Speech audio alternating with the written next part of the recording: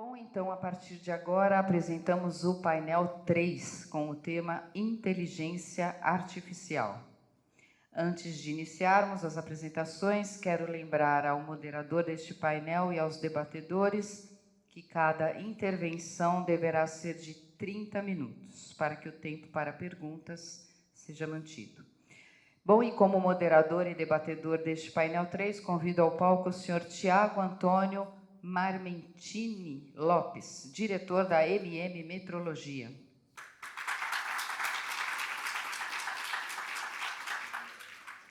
Bem-vindo, Tiago.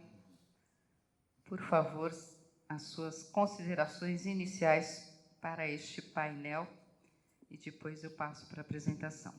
Bom dia a todos. É um prazer recebê-los para esse segundo dia da Metro Alimentos. Em especial, dar boas-vindas aos nossos seletos palestrantes que aceitaram o convite de dividir conosco seus conhecimentos, suas experiências. Bem, sabemos que a inteligência artificial está já muito difundida no nosso dia a dia, porém, na nossa vida profissional, seja ela na microbiologia ou nas nossas atividades administrativas, nós ainda temos muito a aprender, a entender sobre esse tema para conseguir aplicá-la de uma maneira mais produtiva, que nos ajude melhor a desenvolver nossas atividades. Ontem, esse tema foi citado em praticamente todas as apresentações, nós vemos a importância desse tema. Temos 3 seletos apresentadores que com certeza trarão à tona muitas ideias para os nossos dia a dia, muitos insights. Desejo que todos bebam dessa fonte de conhecimento. Os nossos palestrantes são muito entusiasmados a falar disso. Toda vez que nós sentamos para conversar ali, para falar do painel, nós entendemos o quanto isso se fazia necessário para o nosso dia a dia profissional, e isso justificou o trabalho. Desejo que vocês aproveitem bastante e que isso nos gere, ao final, uma boa discussão e uma excelente apresentação aos nossos palestrantes. Obrigado, pessoal. Muito obrigada, Tiago. Pedir a gentileza para que você retorne à plateia para poder assistir à primeira apresentação, cujo tema é Computação Quântica, Conceitos, Desafios e Possibilidades. Convido ao palco o senhor Emerson Costa, diretor do Senai Paulo Antônio Scaff. Bem-vindo, Emerson. Boa apresentação para você.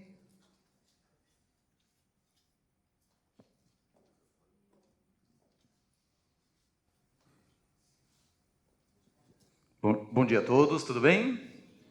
Uma honra estar aqui com vocês hoje, nessa manhã, para falar sobre esse tema. Eu já cheguei testando o passador de slide, porque é sempre um problema o passador de slide, né?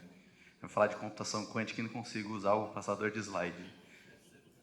Alguém já ouviu falar sobre computação quântica? Acho que essa é uma primeira pergunta.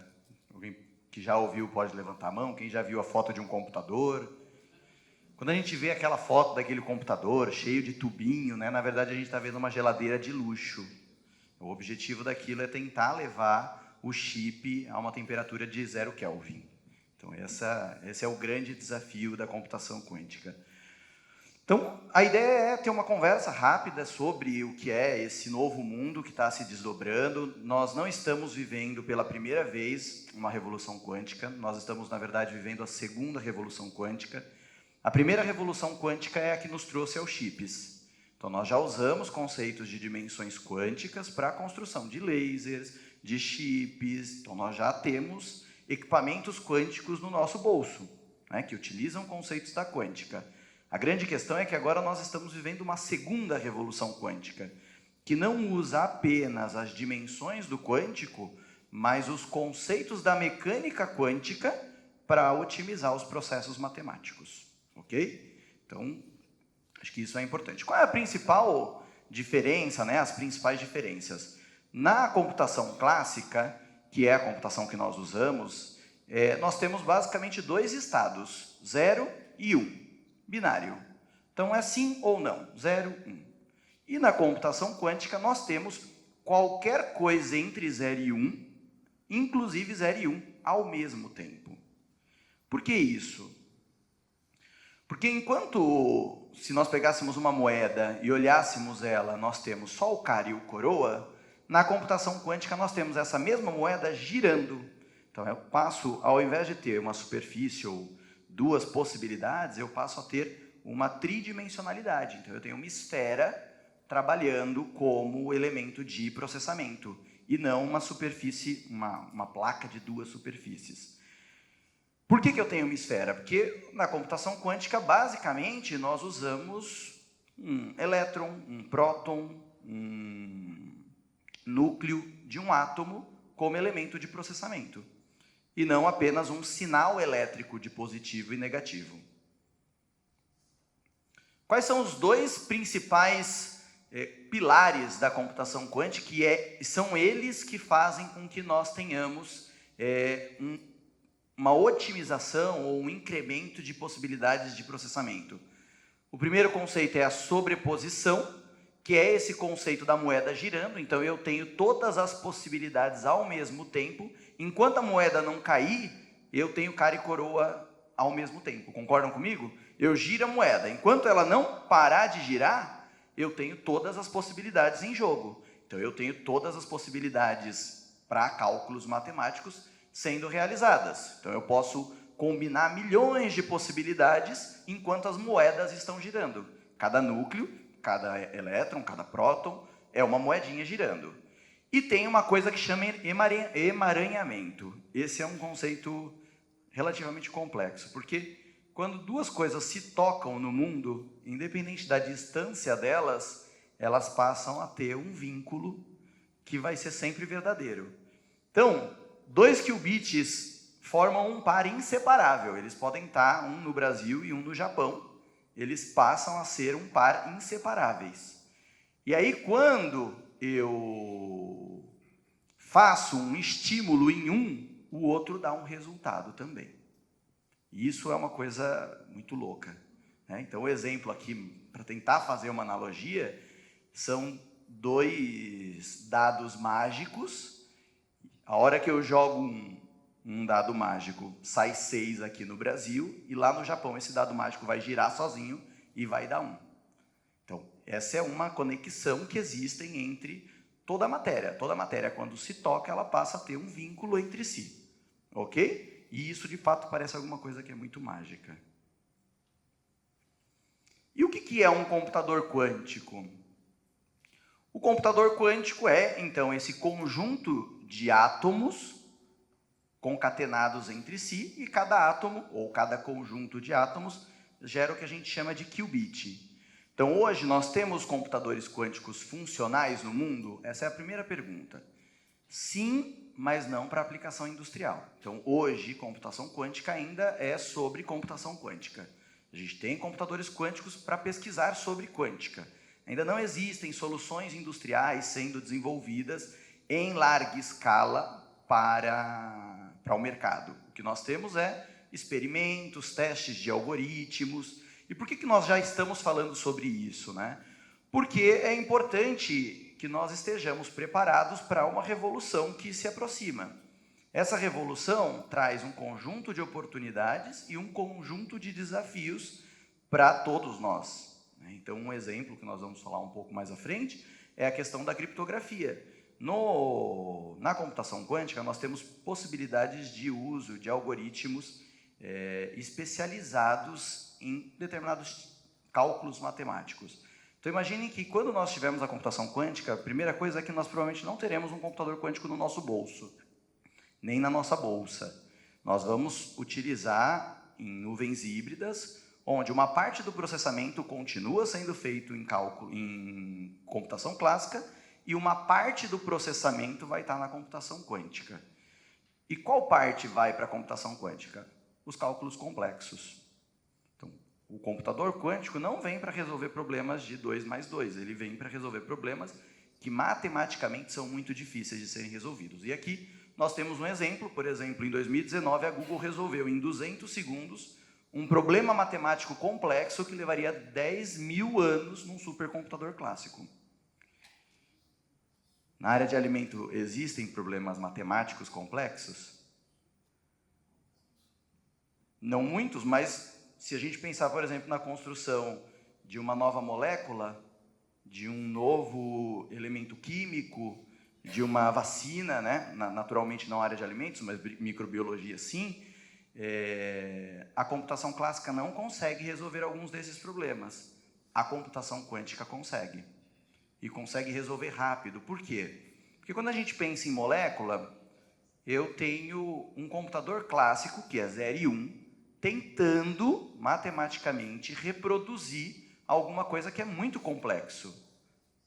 Quando eu tenho um computador quântico envolvido nesse mesmo problema, eu tenho alguma coisa que é igual ao mundo real, então uma molécula, reproduzindo o comportamento de outra molécula.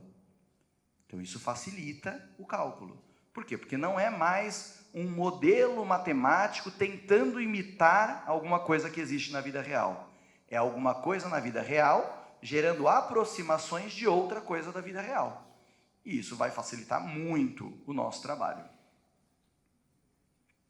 Pensando em aplicações para a área da indústria, formulações de produtos. Então, quando vocês pensam em uma formulação de produto, você precisa encontrar o estado funcional da matéria, o estado de base da matéria. Um estado de energia que mantém aquele produto estável. Quando a gente faz isso no laboratório, você vai testando, vai testando. Quando você tenta fazer isso matematicamente, você gasta muito tempo e muita energia. Com o computador quântico, nós vamos ter esse ganho. Então, existem algoritmos especializados em computação quântica que são híbridos. Eles rodam uma parte na computação quântica e uma parte na computação clássica e fazem os ajustes matemáticos para que nós encontremos esse estado funcional da matéria, esse estado base da matéria. Processos logísticos, e aqui tem muito bons exemplos. Hoje, uma das coisas que mais gasta poder computacional no mundo é logística. Por quê? Porque quando você pensa no Mercado Livre, quando você pensa o Waze, o Uber, quando ele vai traçar o melhor trajeto, o que ele faz? Ele testa literalmente todas as possibilidades, ou todas as possibilidades matematicamente viáveis para ele testar. E aí ele te dá um trajeto, te dá um processo, um traçado, que naquele momento é mais eficiente. Quando a gente passa a usar a computação quântica, você consegue, na verdade, processar todos os caminhos possíveis ao mesmo tempo e você só extrai o caminho mais rápido. Então, você não tem que processar caminho por caminho. Por quê? Porque você não precisa trabalhar com 0 e 1. Você está trabalhando com todas as possibilidades em termos de cálculo e só extrai o mais rápido. Um exemplo que a gente usa na escola, às vezes, para falar com os nossos alunos, é se nós fôssemos fazer um teste de qual bolo é mais gostoso. Um bolo de manteiga com manteiga, então um bolo de cenoura com manteiga, ou um bolo de cenoura com margarina. Para testar isso classicamente, eu tenho que fazer uma receita de bolo com manteiga, eu tenho que assar esse bolo e depois eu experimento esse bolo. Eu faço isso 2 vezes. Então eu tenho 2 tempos de processo, correto? No caso da computação quântica, eu poderia fazer a receita com manteiga e margarina, assar como manteiga e margarina, e na hora de separar os pedaços, eu tiraria o pedaço de manteiga e o pedaço de margarina. Por quê? Porque eu calculo tudo ao mesmo tempo e só na hora do resultado eu extraio aquilo que eu tenho interesse. Então, esse é o principal ganho proposto pela computação quântica. Controle de qualidade, aqui nós estamos falando de algoritmos quânticos para inspeção de padrões e previsão de falhas em tempo real, mas também sensores que usam o conceito de computação quântica e conseguem perceber em tempo real qual é a variação de um padrão definido pelo controle. Segurança alimentar, então, detecção ultra rápida de contaminantes e patógenos em toda a cadeia produtiva, graças a esses sensores, utilizando tecnologia quântica de 2ª geração. Sustentabilidade, modelagem de processos para minimizar consumo de água, energia, emissão. Nosso colega vai falar sobre inteligência artificial, né? Então, nós já temos, por exemplo, em inteligência artificial, uma coisa que se chama algoritmos genéticos. Então, você consegue fazer misturas de processos e tirar o melhor resultado possível a partir dos filhos dessas interações. Então, imaginem um processo químico, e vocês conhecem ele muito melhor do que eu, você tem pressão, temperatura, volume, você tem um conjunto de variáveis que garantem a qualidade no fim do processo quando elas estão devidamente ajustadas. Quando a gente pega, por exemplo, um algoritmo genético, eu faço interações entre essas variáveis e gero um resultado ideal. Agora, imaginem, isso já é possível hoje usando inteligência artificial na computação clássica. Imaginem isso exponencialmente realizado utilizando computação quântica, porque daí eu não preciso fazer todas as interações possíveis para tirar o resultado. Eu posso interagir tudo ao mesmo tempo e extrair de forma mais rápida o resultado. Isso vai ter ganhos de produtividade, em especial quando a gente pensa em novos produtos, que é um grande desafio. E previsão de demanda. Então, aqui também, pensando em inteligência artificial rodando sobre uma base de quântico, análise de variáveis complexas para avaliar a tendência de consumo de um determinado produto. E aí, aqui nós entramos na parte que dá medo do quântico. O quântico, então, traz um conjunto enorme de possibilidades, mas, junto com ele traz um problema potencial para a sociedade, não só para a área de alimentos. Toda a criptografia global hoje, ou boa parte dela, é baseada na multiplicação de 2 números primos gigantes.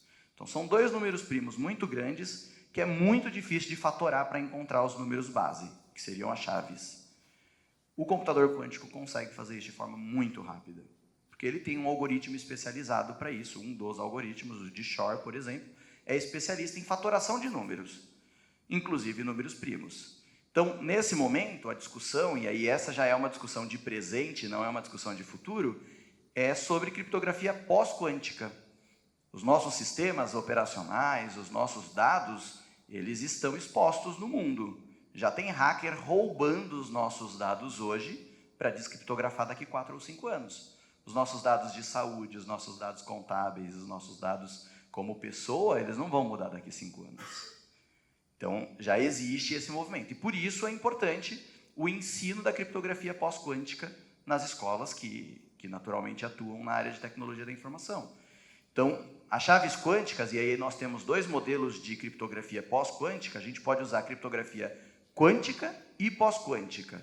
Então, a quântica, você utiliza os conceitos da quântica para criptografar uma informação. Então, por exemplo, quando a gente fala de comunicação quântica, é utilizar esse modelo de comunicação baseado em quântico, onde, se alguém tentar observar o resultado, a gente sabe porque o resultado é alterado.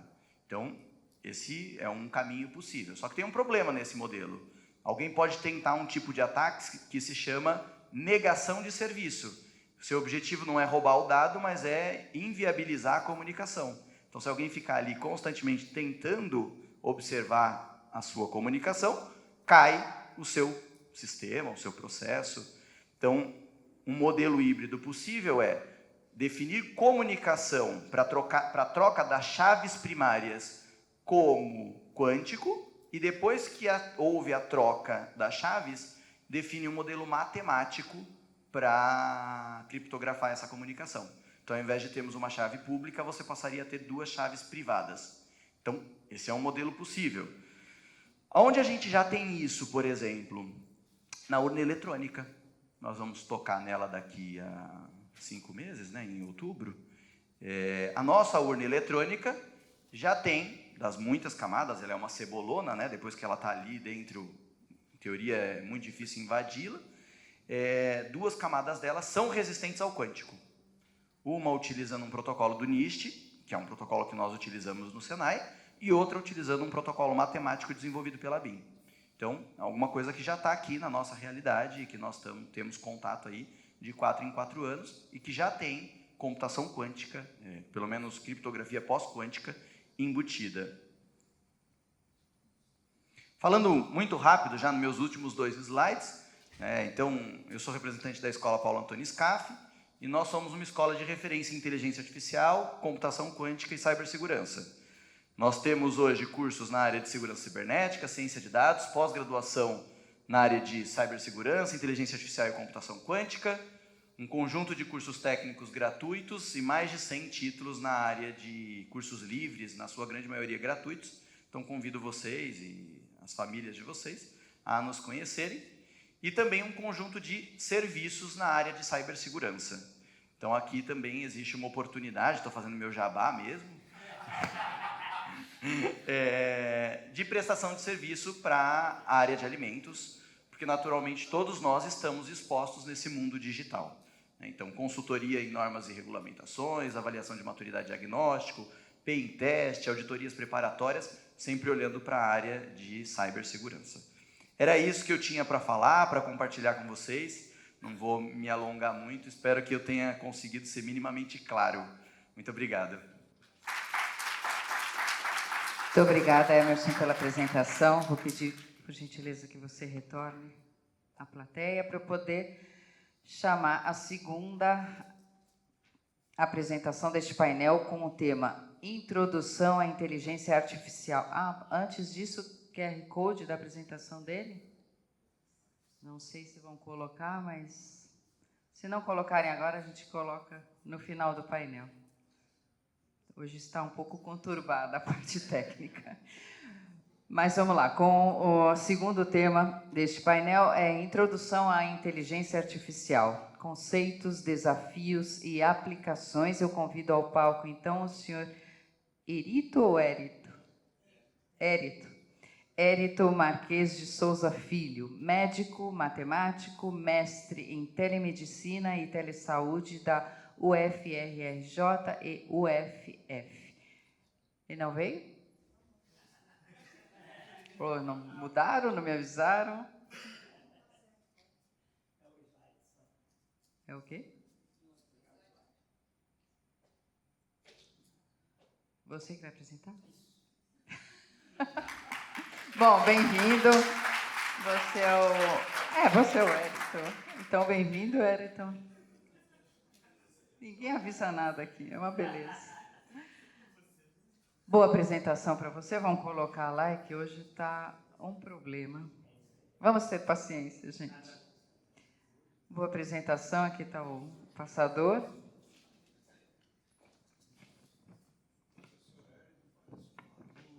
Parece um aluno mesmo, por isso que...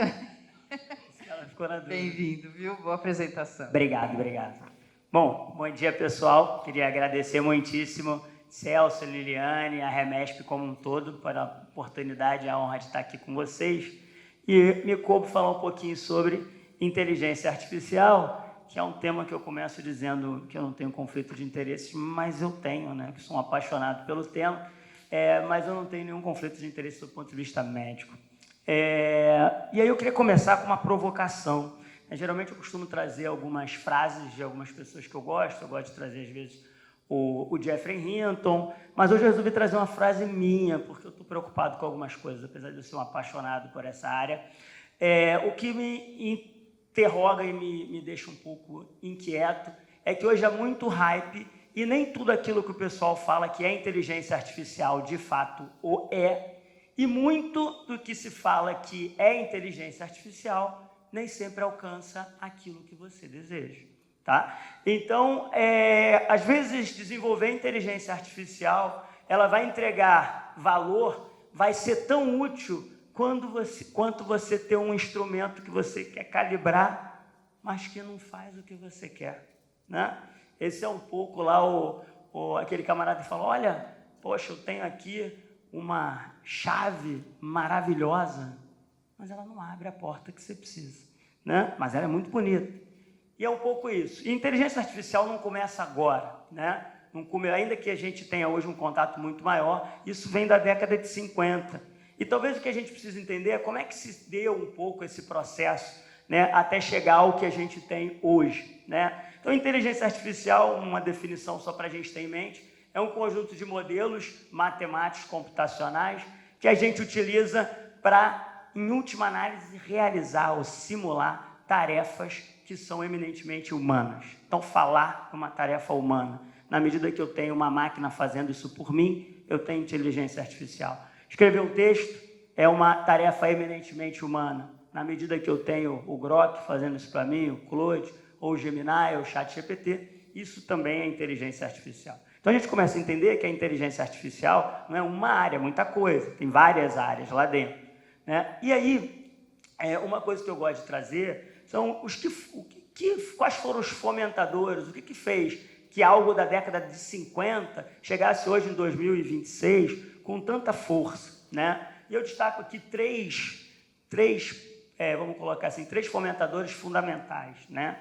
O primeiro é que, se são modelos matemáticos computacionais, à medida que eu tenho mais modelos, ou modelos melhores, essa coisa tende a se avançar. Então, aqui, já em 1958, nasce a primeira rede neural, chamada de Perceptron, e hoje é um dos modelos que a gente mais fala, mas é de 1958. Tudo bem que uma redezinha bem humilde, um neurôniozinho, né? E hoje a gente fala de múltiplos neurônios, etc. Né? E em 1940, você tem um trabalho conectando a neurologia e é isso que a gente chamaria hoje de rede neural. Tudo bem que essa rede já morre em 69, a gente já descobre que ela não é tão útil, porque a vida não é tão linear, a microbiologia é muito mais complexa, muito mais não linear do que a gente pensar em algo fixo e simples. Né? Então, esse modelo aqui, ele nasce, mas ele já perde força logo em 60.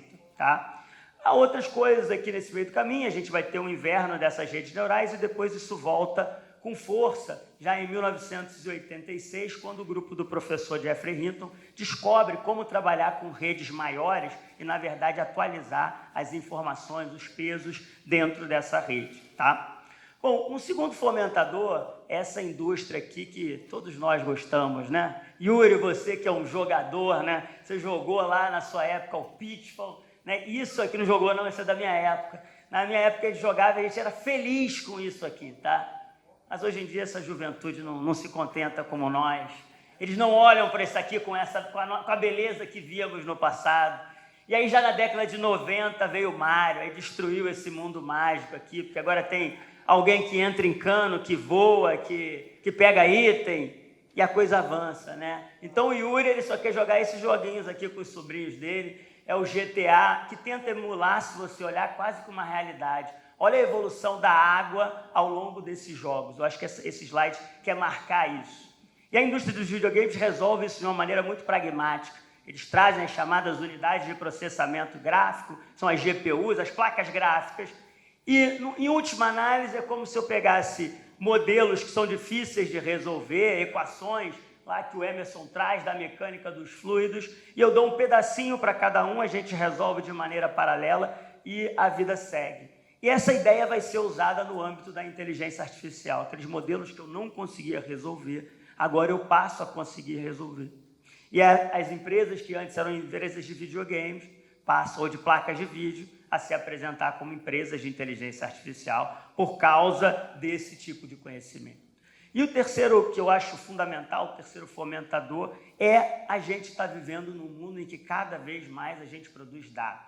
Parado aí, você está produzindo dados. Dados de movimento, seu celular ali pode ser usado para captar dados em tempo real, né? E aí, quando eu falo dessa indústria de dados, que ela abrange a metrologia, a microbiologia, a área de saúde como um todo, todas as áreas de conhecimento, eu gosto de lembrar do Papa, né? O Papa Francisco dizia para a gente que quando a gente fala desse ambiente digital, esse ecossistema digital, não é um ecossistema de computadores, de fios, é um ecossistema de pessoas. A gente tem que lembrar que quando a gente pensa em inteligência artificial, ela deve ser vista como uma entrega para pessoas, lá na ponta, para aquilo que a gente faz. Se a gente começar a pensar isso aqui de maneira dissociada, isso pode nos levar a problemas. A gente vai conversar um pouquinho mais lá na frente. E há uma preocupação, vale lembrar aqui o Arthur C. Clarke, que às vezes essas coisas são tidas como mágica, né? Então, qualquer ferramenta, né, suficientemente avançada, ela é tratada como mágica. Bom, só destacar um pouquinho as áreas da inteligência artificial. Em 1950, o Alan Turing tinha uma preocupação, com a preocupação nossa até hoje, né? Podem as máquinas pensar? Quando você está lá interagindo no chat GPT, é que ela está pensando? É o pensamento ali, raciocínio, o que tem ali? Né? Então, essa discussão vem desde a década de 50. E aí você tem diversas áreas da inteligência artificial hoje. Representação de conhecimento, raciocínio automático. Hoje eu vou falar de duas aqui, né? O processamento de linguagem natural e os modelos de aprendizado de máquina. Vou focar nesses dois partes aqui e mostrar algumas coisas para a gente. Esses modelos de aprendizado de máquina, né? A máquina aprende a partir de exemplos, a partir de experiência anterior, podem ser divididos em três tipos. Um aprendizado supervisionado, onde eu passo para esse modelo o rótulo Então, eu tenho informações aqui de amostras, eu tenho um rótulo aqui ao final, na minha planilha, por exemplo, dizendo, ó, essa amostra está contaminada com alguma bactéria ou não. Sim ou não, vou usar o que o Emerson falou ali, vou trabalhar com binário, por exemplo, no modelo de classificação. Ou eu posso dizer quantas unidades formadoras de colônia estão ali. Teria um modelo de regressão. Mas note, eu estou explicando para o meu modelo o que cada amostra de fato é sobre aquele ponto de vista que eu quero estudar. E aí isso eu vou chamar de aprendizado supervisionado. A segunda opção é eu chegar para o meu modelo e falar assim, olha, está aqui todos os meus dados e agrupe essas amostras do jeito que você preferir. Vou dar algumas regras para ele ali, algumas maneiras de medir essas variações entre grupos, mas é a segunda técnica. E a terceira, eu vou trabalhar com o modelo, como a gente faz muitas vezes, que fazia lá atrás, o Pavlov fazia com experimentos com ratinhos, e um ratinho que fazia uma coisa legal ganhava um bônus, não é isso? Ganhava uma recompensa. Aqui é a mesma coisa, quando o modelo fizer uma ação que me interessa, eu vou pontuar de maneira positiva. Quando ele fizer uma ação que a gente não quer, de maneira negativa, e esse aprendizado é por reforço. Então, a gente tem 3 maneiras básicas de aprender. É óbvio que eu posso ter coisas mistas nesse meio do caminho. E aí, vamos dar exemplo disso. Aqui, um trabalho já desse ano, eu só trouxe o trabalho de 2026, uma abordagem usando o modelo de aprendizado não supervisionado, agrupamentos, para pegar aqui, com relação à origem, né, de uma bactéria que é a Salmonella Kentucky. Então, eu pego essa bactéria, ou pego as amostras que eu tenho, e faço classificações. E depois eu vou olhar o que acontece lá dentro de cada grupo. Então, aqui, você está vendo em azulzinho aqui, salmonelas bovinas oriundas da América do Norte. Salmonelas bovinas que não vieram de lá. E por aí vai. E, às vezes, eu tenho uma amostra aqui, que eu não sei de onde é, e eu calculo a distância que essa amostra está a um grupo que eu conheço. O grupo que eu conheço, que estiver mais próximo, eu vou dizer, provavelmente essa salmonela vem de lá. Esse é o aprendizado não supervisionado. E o que você precisa levar daqui? Não levar este trabalho, mas essa estrutura. Porque essa estrutura você replica em qualquer coisa que você quiser. Você troca a bactéria, você tem outro problema. Não quero trabalhar com salmonela, quero trabalhar com clostridium. Eu não quero trabalhar, quero ver se o meu alimento está ou não contaminado. Não importa a bactéria. Mas, note, no final você vai ter agrupamento, você vai calcular, por exemplo, uma distância e observar lá internamente. Observa, a estrutura para a gente é mais importante que o modelo, porque eu consigo, em cada aplicação, e aí essa coisa da inteligência artificial que eu acho que é mais importante, os modelos são commodities. O mais importante é você entender como é que eu vou pegar esse modelo e aplicar na minha prática clínica. Ou na minha prática, né? Clínica, se a gente falar de saúde como um todo, mas na minha prática. Bom, aqui, nesse mesmo trabalho, você tem um aprendizado, por exemplo, supervisionado. Aí, nesse caso, eu mandei predizer alguma coisa específica. Por exemplo, se tinha ou não tinha aquela salmonela, e não em relação à origem. Poderia mandar predizer uma outra coisa, se vai ou não crescer aquela bactéria ou aquele micro-organismo. Cara, tem muita coisa para fazer aqui. A tua criatividade é o limite, desde que você tenha dados. Se você não tiver dados, não tem como fazer inteligência artificial. Aliás, a fase pré-rodar modelo, pré-execução disso aqui, ela é mais importante. A curadoria dos teus dados, etc. Né? Diria Sócrates, conhece-te a ti mesmo. Aqui uma coisa importante, porque quando a gente fala de saúde, é fundamental você gerar valor. E aí, esse raciocínio passa para além da saúde. A gente está aqui na área de saúde, mas a gente pode pensar isso de uma maneira geral. E o que é gerar valor? Cara, tem várias definições, mas aqui eu prefiro trazer um exemplo. Olha aqui, eu tenho uma vontade de identificar resíduos de pesticida. E aí você pode imaginar isso nas mais diversas aplicações. E eu tenho como fazer isso. Eu posso usar equipamentos que são caros, né? Cromatografia, espectrometria e etc. Você faz isso. E a ideia do colega aqui, esse ano, não, eu não quero mais fazer isso dessa forma. Eu quero fazer uma triagem com modelo. E aí você fala, por quê? Porque vai ser mais barato. Então, aqui, eu tenho possibilidade de gerar valor, pelo menos para que seja uma triagem. Então, eu faço uma triagem usando um modelo de inteligência artificial que detectou uma possibilidade de eu ter alguma alteração e aí depois eu vou lá confirmar no método. E aí você também vai definir que forma é melhor de utilizar isso aqui. Cabe a você, quando que eu vou usar as técnicas convencionais, o que eu vou fazer híbrido ou não. Mas aqui, de novo, tem uma estrutura onde eu vou pensar em como gerar valor. Um colega recente aplicou exames de imagem e fez um trabalho muito legal. Você tinha alguns exames que estão muito caros de serem feitos e você tem que injetar contraste, né? Injetar radiofármaco, né? Que é caro para o paciente e que tem uma dose que ele recebe. E eles falaram, não, fazer o seguinte, eu vou injetar menos, vai sair uma imagem muito ruim, eu corrijo com inteligência artificial, volto, e aí o outro vai avaliar, e no final eu tenho menos dose que o paciente vai precisar injetar, e eu tive 30% de aumento de produtividade. Então, gerar valor, eu tenho que estar com esse pensamento, senão vai ficar só a gente criando ali modelinhos e que são muito bonitos, né? Aquela chave bem bonita, mas que não abre a porta que você quer. E aí, já falando um pouco da IA generativa, falando um pouco do processamento de linguagem natural, eu foquei aqui em trazer algumas ferramentas que podem ser úteis para vocês. Tá? A primeira delas é chamada Napkin. Tá? O que é o Napkin? O Napkin é a possibilidade de você fazer desenhos a partir de um texto de uma maneira rápida, tá? Gráficos, etc. Então, peguei aqui um texto bem simples, que é o texto de divulgação da Remesp. Tá? Tá lá no site, lá o Celso, né? Tem que ganhar os parabéns aí, que esse homem é uma máquina, né? Todo ano ali, deixando a coisa super organizada, com palestras, etc. Peguei lá o texto. Do jeito que estava, tá vendo? Cliquei naquele botãozinho ali, o raiozinho. Generate Visuals. Cliquei, coisa simples. E aí eu vou escolher, a partir do texto, diversos gráficos, desenhos que estão lá disponíveis para você. Esse é de graça, se você quiser fazer tem uns que você paga, esse aqui você pode fazer a versão paga, aí você ganha mais gráficos. Mas só na versão não paga você já faz muita coisa.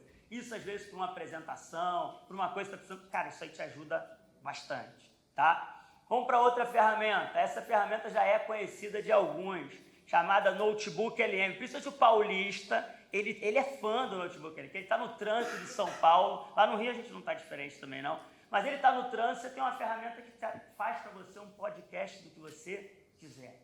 Tem um artigo que eu não consegui ler, você faz lá um podcast, tem pronto para você. Mas eu não quero fazer um podcast, eu quero fazer um infográfico do que eu li. Clica lá, gera um infográfico. Esse artigo aqui é um artigo falando de aprendizado de imagem, aquele que eu fiz de máquina, na área de detecção de pesticida, que eu acabei de comentar. Peguei o artigo, coloquei lá, já saiu o infográfico pronto para você. O Napkin te dá a opção também de você editar o desenho. Aí você vai lá e coloca, muda o texto se você quiser. Então essas coisas aqui, pessoal, são coisas, mas dá para fazer só podcast? Dá para fazer resumo em vídeo? Mapa mental, isso aqui dá para você estudar? Tabela de gráfico, um monte de coisa nova. Vai brincar depois lá com o Notebook LM, vale a pena, tá? Bom, então aqui eu trabalhei com um infográfico. Ficou bonito esse infográfico aqui, não foi? Só tomar cuidado para eu não cair aqui. Vamos lá, vamos para a próxima ferramenta, o Open Evidence. O Open Evidence é uma ferramenta, um modelo específico, uma LLM específica, que ela vai te dar respostas, porque muitas vezes você vai falar assim, mas eu uso o ChatGPT, ele inventa a referência. Então, esse tipo de ferramenta, tem várias, tá? Eles vão procurar numa base específica de artigos, tá? E o Open Evidence, ele é um diferencial hoje, tá? Então, eu perguntei lá para ele, quais os modelos de Machine Learning têm melhor desempenho no âmbito da metrologia e microbiologia de alimentos? Aí ele respondeu para mim, modelo tal, modelo tal, modelo tal, modelo tal, mas o que é mais importante é que ao final, ele me dá essa lista aqui, eu só tenho o trabalho de checar, tá certo? Então, isso aqui te dá um bom ponto de partida para muitas coisas que você for fazer, principalmente nesse trabalho que a gente tem de ter que ler muitos artigos e a gente não consegue ficar atualizado com a velocidade que a gente quer. Quando a gente falar de inteligência artificial generativa, leva esse fluxograma da Unesco para casa, tá? Existem duas coisas que a gente precisa ter quando a gente fizer essa discussão. A primeira pergunta que eu tenho que responder é se esse que você está usando, né, a pergunta que você fez lá no teu prompt, se precisa ser verdadeira a resposta. Aí você fala, mas isso é óbvio, porque na minha área de alimentos, mas nem sempre vai ser. Se você quiser fazer a interação, perguntar lá se o Palmeiras tem mundial, qual é o compromisso disso? Zero. Se ele vai mentir. Meu tempo está inteiro, vou parar de falar do Palmeiras aqui. Então, eu não tenho compromisso com isso. Agora, na nossa área a gente quer que seja verdadeira a resposta. Então, nesse sentido, você vai fazer perguntas que você, no fundo, você possa fazer a crítica. A crítica é importante, tá? Então, crítica e responsabilidade pelo que sai. Esses são os pilares da hora que a gente for interagir com essas ferramentas. E aí, eu sempre trago esse nosso slide, quem corre ao cavalo, você precisa ser jovem. Então, no âmbito da inteligência artificial, vai me substituir. Não, o que a gente não dizer é vai substituir quem não usa, né? A gente precisa usar. As ferramentas estão aí disponíveis para isso, mas não com o objetivo intrínseco de substituir. Alguns desafios, só vou passar 2 aqui. Segurança, conectando com o que o Emerson falou para a gente, e qualidade dos dados, tá? São 2 aspectos fundamentais, tá, pessoal? E aí, para terminar, eu queria trazer essa reflexão. Tem uma empresa lá fora que o nome é Artisan, né? E a propaganda da Artisan era uma empresa de inteligência artificial. Pare de contratar seres humanos. Então você fala, mas como assim e tal? Aí ela publicou isso e as vendas aumentaram, né? Aquelas coisas pra caramba. E essa é uma linha que, na verdade, se distancia do que eu penso, tá? Eu acho que, na verdade, cada vez mais o ser humano tem que estar nesse looping da inteligência artificial. Você tem que estar lá participando ativamente, validando ferramentas, participando do processo de construção. Essas são as melhores aplicações que eu vejo hoje, tá? Onde as pessoas estão envolvidas, obviamente comprometidas com aquilo ali, mas participam de maneira ativa do processo. Aquela ferramenta que você simplesmente coloca lá, que você não validou, que você não tem, aquilo ali me preocupa, tá? Principalmente porque nós somos da área de saúde. Na área de saúde, a gente sabe que os impactos daquilo que a gente faz podem ser muito grandes. E aí, a gente traz o conceito de inteligência artificial percolativa, tá? Aí, a percolativa está preocupada com o futuro, preocupada com o que a gente faz hoje, quais são os impactos, a gente olhar lá na frente e falar, caramba, a gente acertou. Ou da gente olhar lá atrás e falar, caramba, a gente errou feio, jogou a bola, chutou a bola muito longe, tá? E percolar para a gente é pensar naquele café que você bota num filtrozinho ali, com vários grânulos, e aquela água, ela tem que percolar por todos aqueles grânulos e sair lá embaixo o café. Se a gente botar grão demais, não sai. Se botar grão de menos, fica ralo, fica ruim, né? E a questão é como eu fazer algo, jogar essa água hoje, plantar essa semente de maneira que eu olhe lá na frente e tenha saído algo que realmente vale a pena, tá?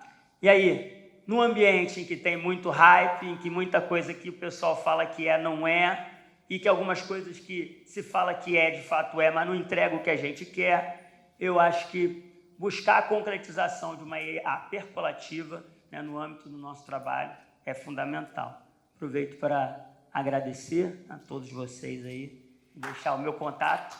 Aqui,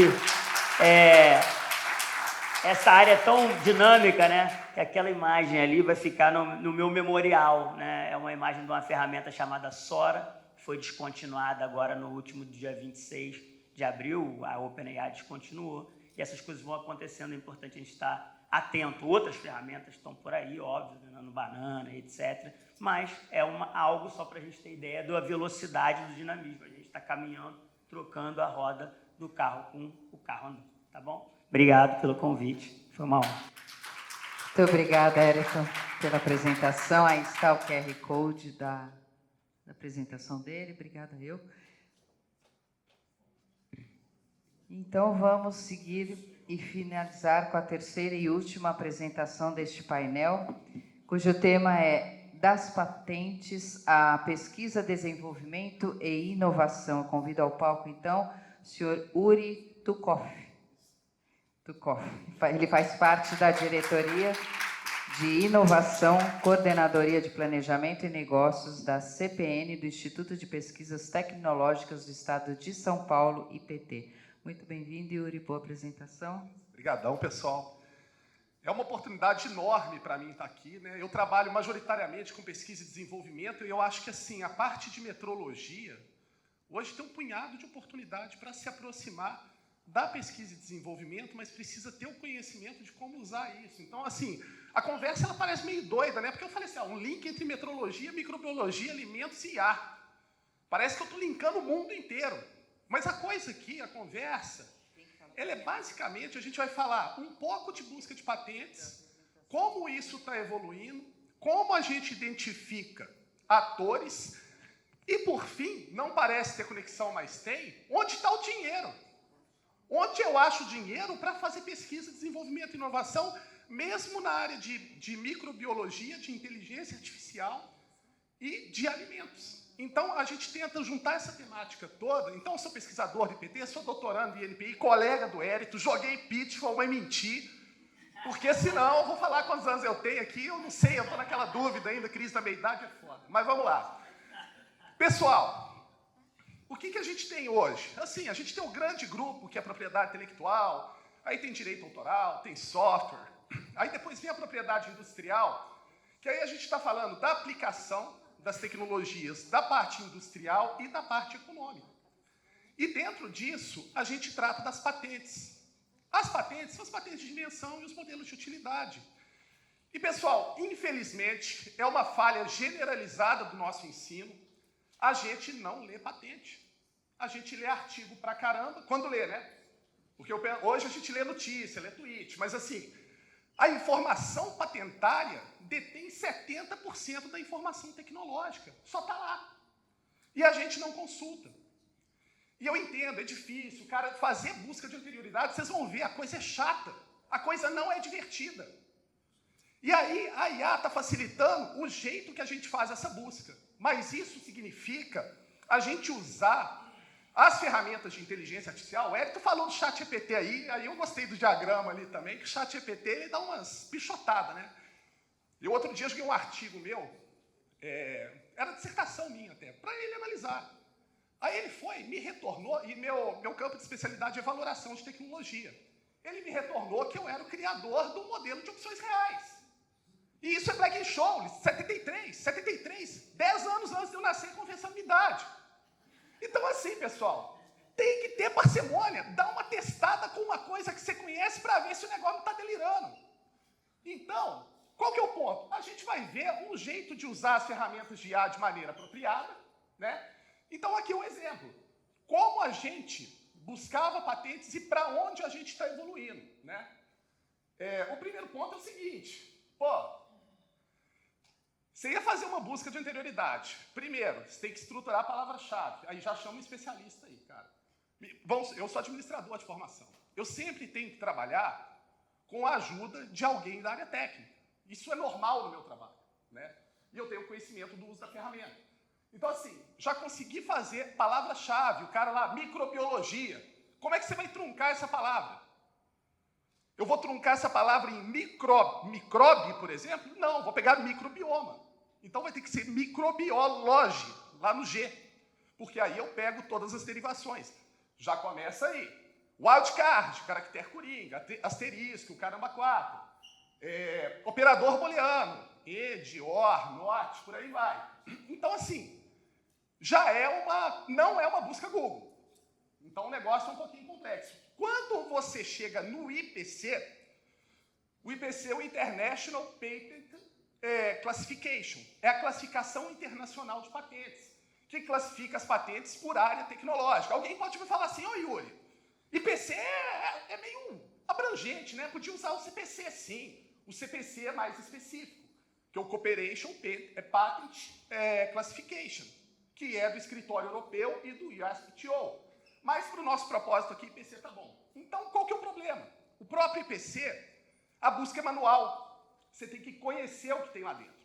E o outro ponto, quando você vai fazer busca de palavras-chave, não é preciso. Então, dá muito ruído. Então, como que a gente vai evoluir? Isso aqui é uma coisa bacana, o diagrama da esquerda ali, ele mostra o VisuWords. E o VisuWords é muito legal, para apresentação é a melhor coisa, ele é estático. Mas quando você está no site, você mexe aquelas bolinhas, ela vai para um lado, para o outro, e ela dá os sinônimos e os antônimos das palavras. Então, isso te ajuda a montar as estratégias de busca, né?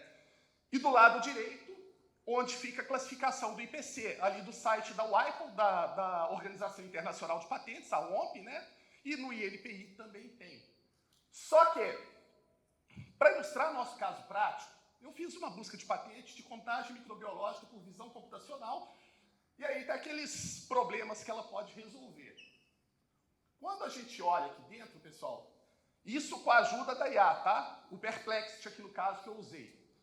Olha o tanto de coisa que começa a relacionar. O bom disso, ele agrupou corretamente. Ele coloca micro-organismo, micróbio, bactéria, não sei o que lá, não sei o que lá. Processamento de imagem, não sei o que lá, não sei o que lá. Machine learning, metrologia, o measurement. Então, por aí vai. Organiza bem, né? Só que ainda é muito grande. E você ainda tem que conhecer os IPCs, de preparação de alimento, conservação de alimento, micro-organismo e por aí vai. Então, exige um conhecimento técnico, não só do pesquisador que está desenvolvendo, mas do analista. Eu, na função de analista aqui no caso. Então, para fazer essa estrutura, você tem que ter um conhecimento da estruturação de busca. Aí você tem um outro trabalho depois. Faz a busca, manda para o pesquisador, ele filtra, seleciona os IPCs certos, você faz uma nova rodada de busca. É trabalheira. Eric falou de valor aqui, não falou? Isso demanda tempo pra caramba. Tempo custa dinheiro, tempo é custo, reduz valor. Então, quando a gente começa a jogar isso em linguagem natural, a coisa melhora muito bem. Esse é um exemplo de uma quase 100% IA. Essa ferramenta é o Orbit Intelligence, tá? É paga, desculpa, pessoal. Mas é a que eu uso, então foi mais familiar de fazer. Então, esse é o Sophia Search. Eu digito como se eu estivesse digitando no Gemini, como se eu estivesse digitando no ChatGPT, no Perplexity. E aí, ele já me dá resultados com um nível de precisão muito bom. E desse nível de precisão muito bom, aí você só vai selecionar essas classes aqui, que são exatamente os grupos de onde aquelas patentes pertencem, a quais áreas tecnológicas elas pertencem. Então, vocês percebem, eu reduzi esse tipo de trabalho para um tipo de trabalho em linguagem natural. Facilitou muito o meu tipo de trabalho. Só que isso prescinde 100% da inteligência humana? Não, pessoal. Vocês veem que ali no fim, eu preciso fazer aquela filtragem, eu preciso ler os resultados. Só que o próprio trabalho da busca fica otimizado. Então eu consigo digitar do jeito que eu estou pensando e extrair aquele resultado. Nenhuma novidade para vocês nesse ponto. Só que prescindir de quem entende é impossível nesse momento. Talvez a gente evolua no nível, a gente consegue avaliar documento por dentro? Consegue, com a IA, etc. e tal. Mas é muito necessário a gente reduzir o tempo que se perde na informação patentária de patentes por dois grandes motivos. O primeiro, ela é informação tecnológica para vocês. Quando eu falo que a gente lê muito pouco patente lá atrás, a gente está ignorando resultados das patentes que podem servir de inputs futuros para novas pesquisas, para novos trabalhos, para conhecer quem já está pesquisando nesse campo e não reinventar a roda. E o segundo ponto, para determinar a liberdade de uso, porque eu acho que inventei alguma coisa. A partir do momento que você pensou que inventou alguma coisa, tenha certeza que uns 10 milhões de chineses já inventaram isso também. Então, assim, tem que ter consciência de que existe todo um mundo que não está coberto pelos artigos e normas que a gente está acostumado a usar, né? E aí, passando, e aí um panorama, né? Vocês, porque isso vai dar o gancho para a parte final. E esse panorama ele é meio preocupante, embora ele não seja exaustivo. A busca que eu fiz aqui, ela tem suas limitações, vocês vão ver agora. Mas aqui eu quis fazer uma busca mais geral. Qual que é o panorama mundial e nacional das patentes em metrologia, em microbiologia, aplicada a alimentos utilizando inteligência artificial? Então, fiz essa estratégia grandona aqui de busca, os IPCs. Aqui tem uma falha, tá, pessoal? Foi entre 2006 e 2025, tá? Porque a ferramenta só avalia os últimos 20 anos, mas tudo bem. Aqui deu 585 resultados, e na busca que eu tinha feito anteriormente, tinha dado 654 resultados. O que implica isso a dizer? Que a gente está tendo umas 7 patentes por ano antigamente. E agora a coisa cresceu muito. E quando a gente olha a nuvem de palavras, isso aqui dá uma ideia da precisão da busca. Ela foi majoritariamente precisa, porque buscou os termos que eu queria de fato. Mas ainda tem ruído. Por exemplo, Você vê um telecommunications aqui, não me interessa. É aí que está o trabalho humano. O trabalho humano vai tirar esses ruídos da busca e deixar ela super otimizada. O que na busca antiga era muito difícil de fazer. Tinha que fazer 5 rodadas para o pesquisador. Hoje, com 2, se consegue otimizar. Mas ainda não está do perfeito, né? Aqui é só para ter um panorama. E aí, adivinha? Quem tem mais patente na área? China e Estados Unidos. Quase sempre vai ser assim. Isso eu não estou mostrando novidade nenhuma. A única coisa que tem aqui é a anedota do Brasil, porque assim, não é piada, tá? É anedota. Porque o Brasil sempre vai ser 10º ou 13º em qualquer coisa. Já que o Brasil é 11º de PIB, ele vai ser 13º de patente. Qual foi ali? Não, mentira, eu coloquei ali, eu só forcei a resposta. E ele tem 24 sobre 500 patentes, uns 4%, então você que é matemático? Por aí. E o PIB do Brasil é de 2,5% a 3% historicamente, então a gente sempre vai estar mais ou menos nessas análises de patentes nesse campo, né? Isso, aí vocês já perceberam a primeira fraqueza aqui, é que a gente não tem um N tão grande. Mas isso já dá uma visão para a gente do que está acontecendo. Olha o Brasil! Esse é o mundo. E esse gráfico, pessoal, não é o que parece. Esse gráfico ele está falando para a gente do interesse comercial no Brasil. Ou seja, são as patentes depositadas no Brasil, seja por empresas brasileiras ou empresas gringas. Tá? Então, se os caras não estão depositando no Brasil, a gente não está chamando atenção suficiente. O nosso mercado tem que começar a chamar a atenção de gente que está fora. Porque a coisa vai crescendo lá fora, e esses 2 últimos anos aqui, a coisa tende a ser bem maior, porque a patente demora 18 meses para ser publicada. Então, esse gráfico não reflete os números reais dos 2 últimos meses de 2024 e de 2025 como um todo. Então, esse é o primeiro ponto que chama atenção. O Brasil, embora o N aqui seja baixo, a quantidade de patentes analisadas seja baixa, de qualquer forma, o Brasil não está chamando tanta atenção dentro aquele objeto de pesquisa que eu coloquei ali. Aí, quando você olha os principais depositantes no mundo, uma coisa me chama a atenção.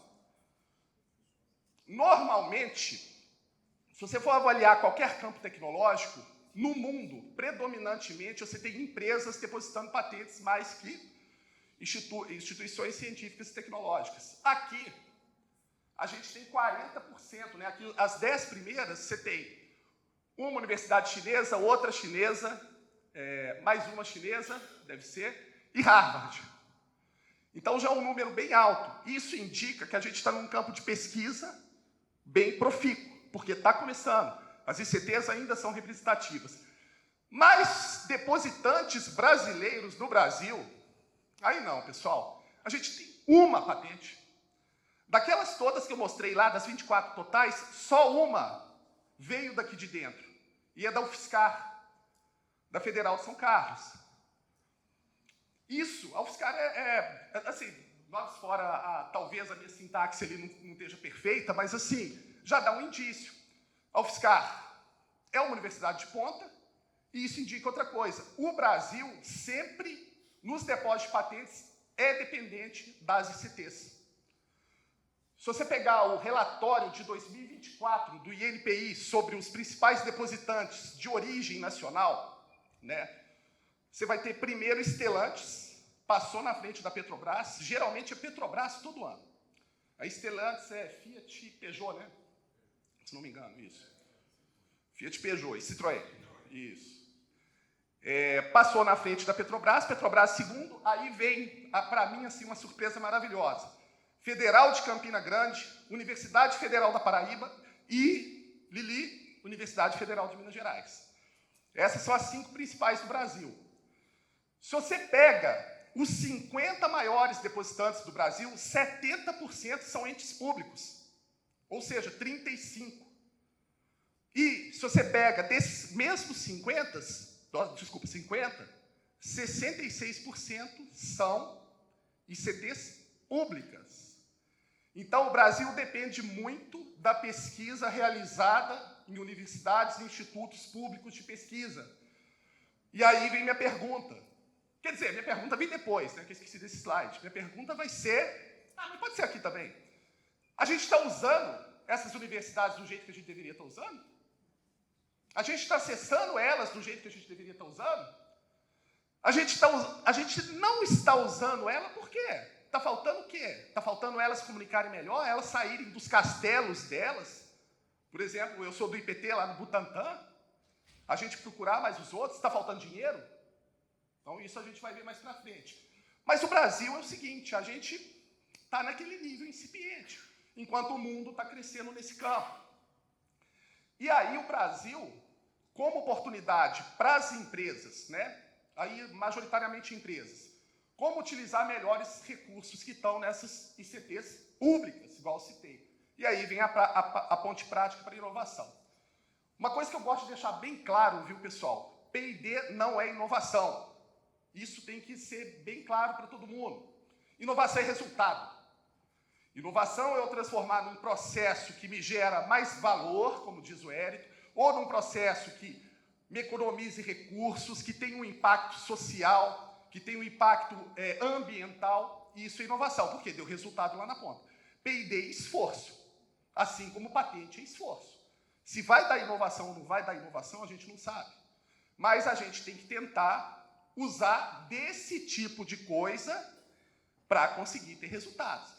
E aqui eu chamo de mapa da mina, por quê? Porque é onde que o dinheiro está. Então, vamos supor, eu nem gosto muito, primeiro essa setinha aqui não está muito boa não, porque isso aqui não é não reembolsável, é só incentivo fiscal. Mas esse lado desse gráfico aqui, para mim, é música no ouvido. É dinheiro não reembolsável, que o pessoal chamava de dinheiro a fundo perdido no passado, que hoje é feio pra caramba falar, né? Porque você está empatando grana. Não, não é isso. Você tem recursos hoje, na FAPESP, para empresas pequenas, todo mundo aqui conhece o PIP, 100% não reembolsável. Você tem a FINEP, que está com editais que a empresa tem que dar só 5% da contrapartida do valor que a FINEP dá. E você tem a Embrap, onde que o sarrafo é lá embaixo. Ou seja, o grau de exigência para fazer o desenvolvimento não é tão alto.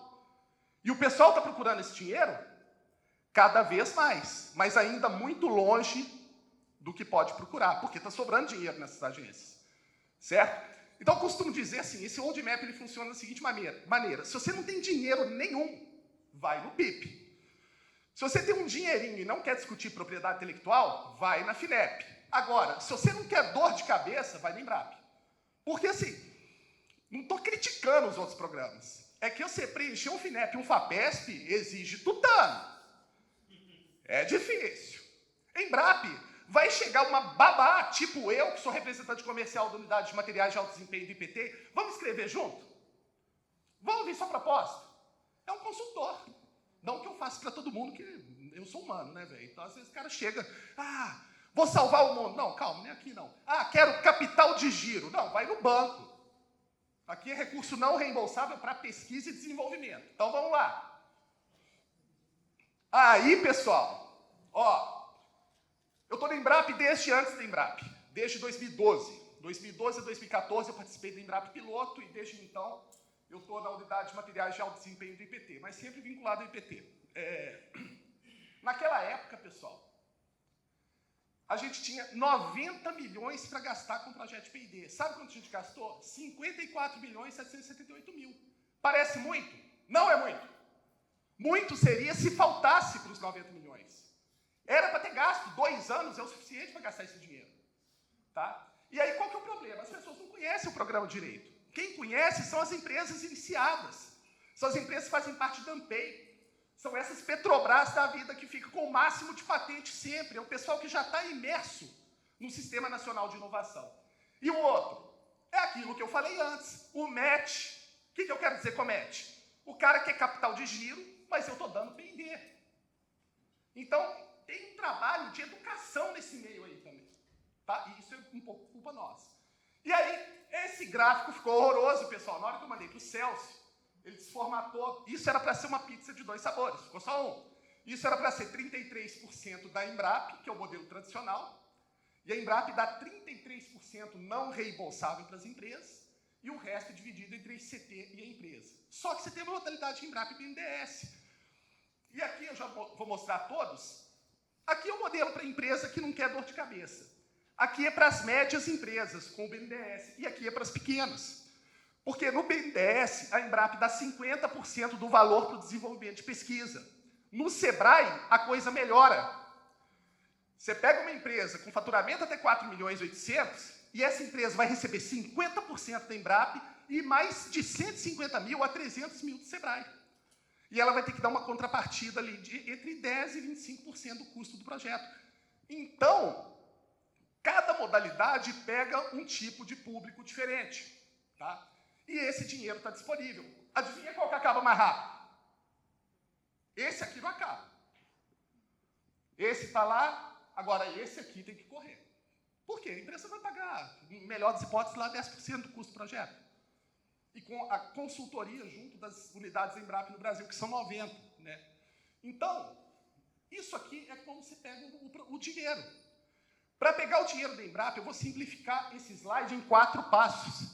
Primeira conversa, termo de sigilo, plano de trabalho com cronograma de execução do projeto e o cronograma financeiro, contrato e o acordo de propriedade intelectual. Essa é a dor, né? Então, assim, tipo, Deus dá, Deus tira.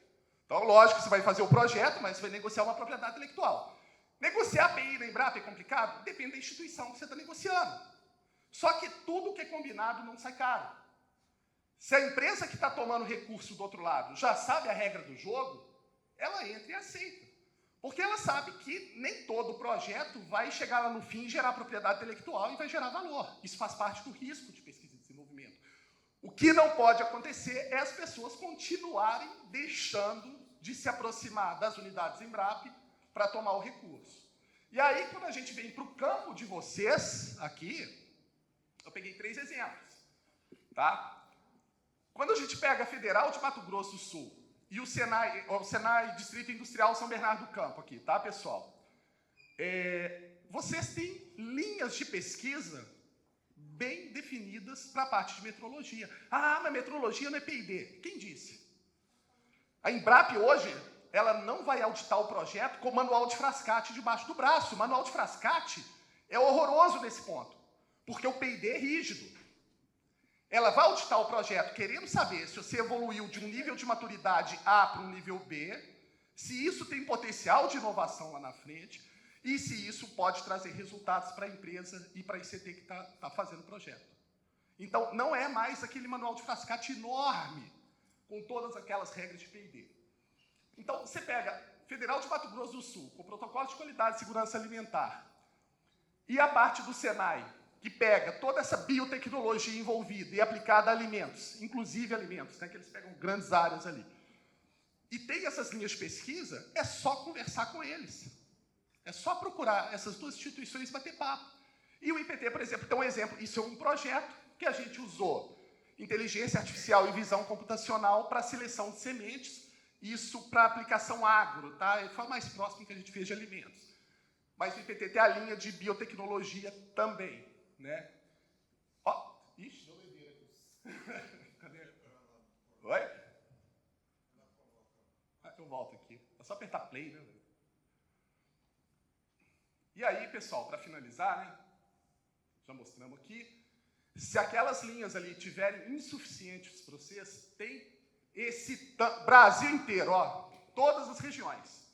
Tá? Desculpa o BI, ele não fez aquelas bolonas grandes assim para mostrar o número de instituições, mas você vai ter todos esses tipos de linhas de pesquisas aqui nessas unidades espalhadas pelo Brasil. São pelo menos 39 unidades espalhadas no Brasil, majoritariamente IA, né?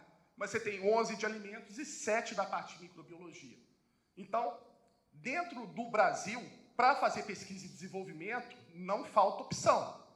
E metrologia não é desculpa mais para falar assim, se eu trabalho com metrologia, eu não faço P&D. Não, uma coisa conversa com a outra. E um papo que eu estava com o Celso aqui antes, é justamente da gente ter mapeado e levar isso no Embrap, os laboratórios que tem no Brasil que podem atuar nessas áreas para servir de apoio a serviços de terceiros dentro do Embrap. Tá? E aí, para finalizar, né, isso aqui são os números do Embrap, eu queria chamar a atenção para um dado que pode... O cara vai ver assim, o ticket médio, 2 milhões. Pô, eu tenho que ter essa grana para fazer o projeto? Não. Tem projeto no Embrap de 90 mil. Tem projeto na Embrap de 30 mil com a empresa pagando 10% disso aí. R$3.000 num projeto de 12 meses, gente.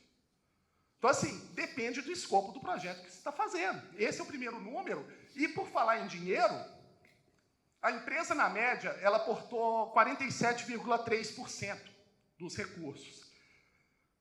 Isso não é valor, é custo. Porque a Embrap está financiando insumo, mão de obra, esse tipo de coisa, para o desenvolvimento. Ou seja, não está contabilizado margem de contribuição ou lucro, não está contabilizado imposto, porque não cobra imposto aqui. Então, assim, é um recurso que está disponível, tem esses números, ou seja, tem quase 3.000 empresas atendidas, só que tem potencial para muito mais. Porque, se vocês olharem aqui, ó, o número de empresas atendidas e o número de projetos, é muita gente recomprando. E a ideia é expandir cada vez mais para novas organizações. Então é isso, pessoal. Meu contato está ali do IPT. Quiser falar de Embrap, fala comigo. Valoração também. Patente, tem 12 anos que eu estou fora, mas eu resolvi voltar. É isso. Muito obrigada, Yuri, pela apresentação. Aí está o QR Code. Você fica, por gentileza, aqui. QR Code da apresentação do Yuri. Dá um tempinho, a gente vai colocar o QR Code da apresentação do Emerson, que ficou faltando. E, aproveitando, então, eu vou pedir para que retornem ao palco o Tiago, o Emerson e o Érito, para iniciarmos o debate e abrir para as perguntas da plateia.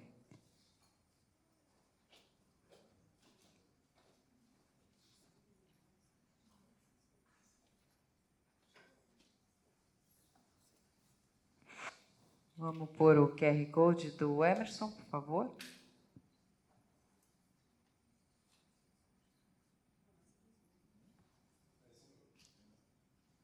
Esse é o seu? Esse agora do Emerson. Isso aí. Para que vocês possam captar a apresentação dele. Essa é do Emerson.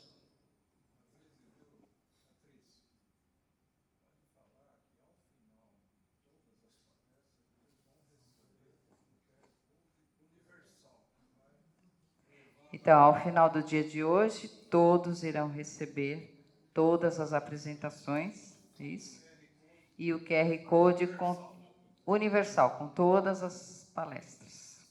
Todos que disponibilizaram também, né? Todos disponibilizaram? Então, tá bom. Bom, são 20 palestras no total. Bom, Tiago, a palavra é sua. Você é o moderador do painel, já quer abrir para perguntas, quer fazer alguma consideração?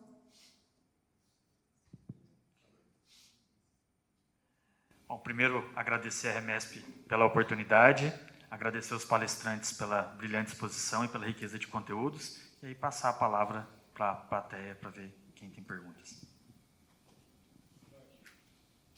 Já vamos começar bem com a Lili. Rapazes, parabéns. Estou assim, impressionada com o conteúdo. Eu acho que isso tudo é muita novidade para a gente, né, da área microbiológica. Então, eu acho que o pessoal está meio assustado, não está? Né?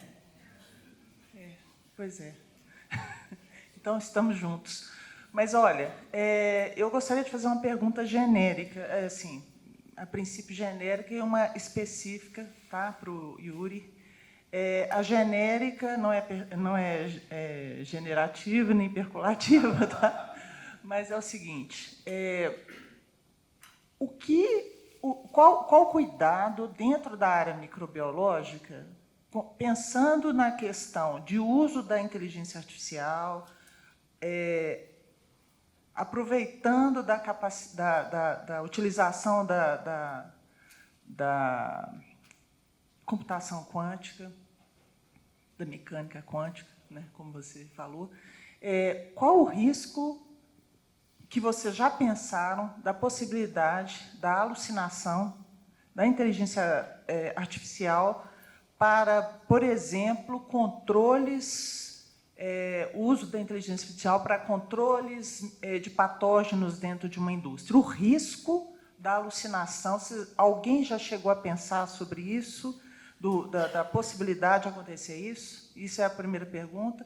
E a segunda, por que nós somos tão incipientes dentro da área microbiológica na questão de patente? Será que é desconhecimento puro ou é medo de entrar numa seara que não é nossa?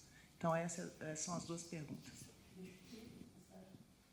Eu vou primeiro? Então, tá. Da área microbiológica, de maneira geral, não é incipiente, tá? Ali foi bem específico o uso de inteligência artificial para microbiologia, metrologia e alimentos, né?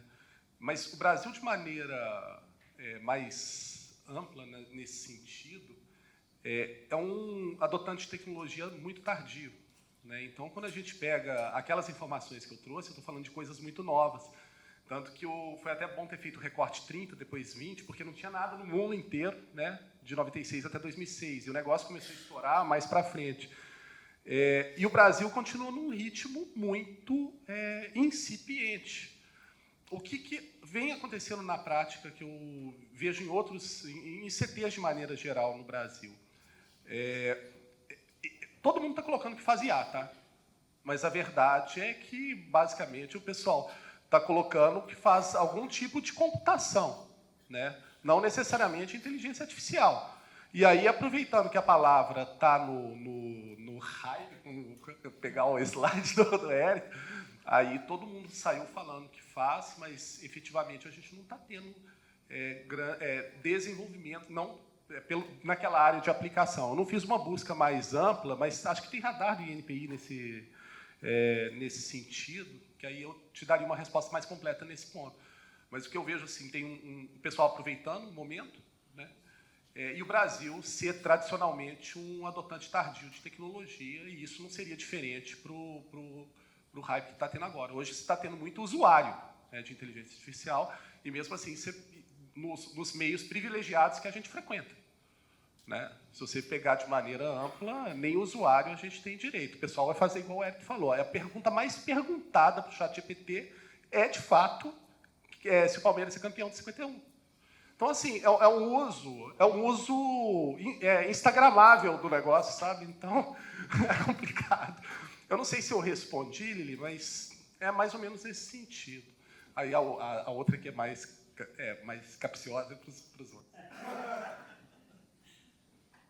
Oi, Lili, só respondendo, completando o que o Yuri falou, eu acho que, na verdade, o Brasil tem uma dificuldade com patente, mas eu acho que falta também a gente conhecer um pouco como o jogo é jogado. Um chinês, um americano, eu não acho, eu tenho interação com outras pessoas de outros países, eu não acho eles, assim, intelectualmente superiores no Brasil, não são, mas eles conhecem o jogo, eles jogam o jogo muito cedo, eles, desde criança, o aluno, ele interage, ele conhece esse conceito de patente, de invenção, ele começa mais cedo. E eu, né, a gente teve a oportunidade de conhecer patente, eu descobri ler meus primeiros documentos de patente tem poucos anos. E assim, eu me senti, falei, cara, mas como é que eu não sei isso? Né? Me senti realmente incomodado, e não é porque eu sou melhor que ninguém, mas porque isso é um conhecimento básico, é um conhecimento do colégio, porque qualquer um pode criar uma coisa, a gente tem tanta ideia, inovações criadas, às vezes, por alunos do ensino médio. Então, eu tenho alunos na universidade, o aluno tem uma ideia, você fala, caramba, isso é brilhante, você toca. Mas a gente, às vezes, fica com medo, nossa, a patente está tão distante, né? Ah, não, porque ele criou uma patente, etc. Uma vez um amigo falou, eu fiz uma patente. Aí, quando eu fui lá ver, eu falei, pô, mas foi isso que fez patente? Está lá no INPI, você me desculpa aí. Essa pessoa no quê? Que eu criei uma... consegui, e fez muito dinheiro com isso. É o que o Yuri falou, inovação é mudar a ponta. Tem que mexer lá na ponta. Você mexeu na ponta, você inovou. Agora, um clipe é tão inovador como um celular. É para pensar nisso? Um clipe mudou a história da humanidade. Né? Post-it mudou a história da humanidade. Tão inovador quanto o celular. Agora vamos para a pergunta difícil, Lili. Assim, sabe o que há hoje, com relação à inteligência artificial, que me preocupa? É que, como a coisa vem muito fácil, você pede uma resposta, e ela vem muito fácil, há uma coisa que o camarada começa a tratar a inteligência artificial como um verdadeiro oráculo. E isso é o mais preocupante. É o camarada que recebe aquela informação, ele não lê, ele não checa. Aí sabe o que acontece na área de microbiologia? Ele passa uma tabela, sai uma resposta, ele, nossa, ficou bonito, hein? Aí ele joga lá no infográfico, ele joga no Napkin, só que a informação está errada. E ele não checou. Às vezes, um número que era 1000, o ChatGPT botou 100. Então, assim, essa terceirização do papel que é nosso é o que mais me preocupa. Porque, assim, tem como você lidar com a alucinação? Fazendo o que você já faz. Você não já checa no dia a dia? Ah, mas está tão bonitinho. Você tem que checar. Então, tem alucinação, gera artigo que não existe, cria número onde não tem, escreve frases muito bonitas erradas. Eu todo dia passo, como o Yuri falou ali, por um momento em que eu vi, ó, isso aqui é uma alucinação, está errado, aí tem que ir lá reescrever. Então, eu gasto muito tempo escrevendo um projeto mesmo com IA, cara, demoraria meses, às vezes, para alguns, eu vou fazer em dias, mas é dias lendo, né? Então, assim, eu acho que a gente não pode perder isso. O ser humano tem que continuar participando desse processo. Difícil falar depois disso, né? Devia ter falado primeiro. Não, sobre a questão das patentes, eu acho que tem uma coisa muito interessante. As pessoas não conhecem a existência, né? E a pessoa, por exemplo, abre uma empresa, coloca o nome dessa empresa e acha que é suficiente a preservação daquela marca registrar na Câmara de Comércio. Não é? Vai lá na Câmara de Comércio e esquece que precisa registrar a patente de um nome. O nome de uma marca tem que ser registrado. Então, nós não temos uma cultura de patentes no Brasil, né? Talvez muitas das empresas que estão aqui não tenham o nome da sua marca registrada. Muito bom. Então, percebe? Parece uma besteira, mas assim, a gente fala de um Brasil empreendedor e a gente não sabe que precisa registrar o nome. Então, acho que nós temos um desafio de educação coletiva sobre a existência e a necessidade do registro das marcas e patentes. Sobre a IA, eu concordo plenamente com tudo que foi dito aqui. Nós temos riscos potenciais, mas em 1500, o Oriente e o Ocidente não sabia que existia um terceiro continente e, de repente, descobre que ele existe. E, a partir daí, não dá mais para ignorar a existência desse terceiro continente e não dá para desdescobrir a América, né? Você precisa agora passar a viver com a América e como você vai popularizar ou popular esse ambiente. A internet e hoje a IA é um desafio igual. Não existia, passou a existir, e agora nós temos um desafio de como utilizar adequadamente essas ferramentas. Hoje nós estamos aqui num público muito seleto de adultos, mas nós temos as crianças imersas nesse ambiente. Recentemente tivemos a aprovação do ECA Digital, uma iniciativa muito importante. Como os nossos filhos vão usar IA? Não é mais uma discussão de se eu vou ou não usar IA. É sobre quando e como. Então, nós precisamos ensinar essa habilidade, que é a habilidade essencialmente humana, que é a crítica, a habilidade cognitiva, de olhar uma informação e ser capaz de criticar ela. O pessoal critica, às vezes, a inteligência artificial na medida de que a informação é muito fácil, e de fato é. Só que nós temos uma coisa que nós não tínhamos, eu já estudei com o Google disponível, vocês alguns com a Barça, nós literalmente copiávamos o que estava escrito lá. Hoje os nossos filhos têm a oportunidade de interagir com o que é a resposta e conseguir navegar de forma a aprofundar ainda mais o conhecimento e não necessariamente ficar preso ali na superfície daquele lago. Nós vamos precisar aprender cada vez mais a fazer boa curadoria da informação que nós recebemos. Eu acho que cada vez a IA vai ser mais assertiva, cada vez ela vai delirar menos, isso é uma coisa muito positiva. Nós estamos falando de uma coisa aqui que todo mundo já usa, mas que nós passamos a ter acesso oficialmente em 2021. É muito recente.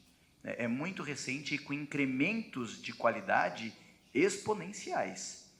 E aí não estamos falando nem de quântico ainda, né? Porque o dia que o quântico estiver disponível, enquanto plataforma de processamento, isso vai dar um outro salto exponencial, que nós ainda nem conhecemos a potencialidade. O mundo tem se remodelado na medida que essas tecnologias têm sido inseridas. Então, eu gostei muito da frase do nosso colega, que ele trouxe não vai ser substituído quem usa IA, né? Vai ser substituído quem não usa. Quem não usa IA vai ficar para trás, porque esse mercado não admite mais. Mais alguma pergunta? Temos várias. Para Emerson, bom dia, Emerson. Eu trabalho em frigorífico de bovinos, sou da área da qualidade, eu e a Brenda. E eu fiquei muito curiosa no seu slide quando você apresentou a computação quântica na detecção de contaminantes e patógenos em toda a cadeia produtiva, né? E aí já me despertou várias perguntas, porque trabalhar com alimentos em frigorífico de bovinos é prevenção de perigos diariamente, né? E aí, na prevenção de perigos físicos, né, a gente já utiliza algumas tecnologias para a detecção de perigos físicos, como detector de metais, né, para material ferroso e não ferroso, né, de 2 a 7 milímetros já é detectado. E eu fiquei muito curiosa no controle para perigos biológicos, né? E aí eu posso estender também aí a pergunta para vocês, a utilização da matemática quântica ou da inteligência artificial na prevenção de perigos biológicos, né? Como estão, se tem estudos, né? Falar um pouco da prática de bovinos no nosso PCC, no abate de bovinos, para detecção de perigos de ingesta, fezes, né? Mais relacionados a perigos biológicos. E essa operação do PCC em linha de produção, ela é visual, né? E a gente tem que trabalhar ali diariamente a orientação, a prevenção, porque depois que passa do PCC, o risco ali ele tende a aumentar com a lavagem de carcaça, resfriamento, enfim.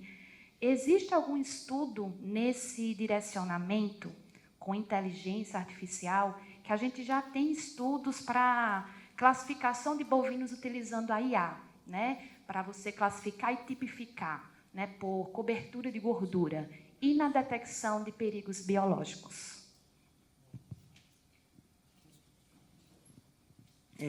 Então, acho que essa pergunta é uma pergunta muito importante e eu queria voltar naquele slide que eu falei da estrutura.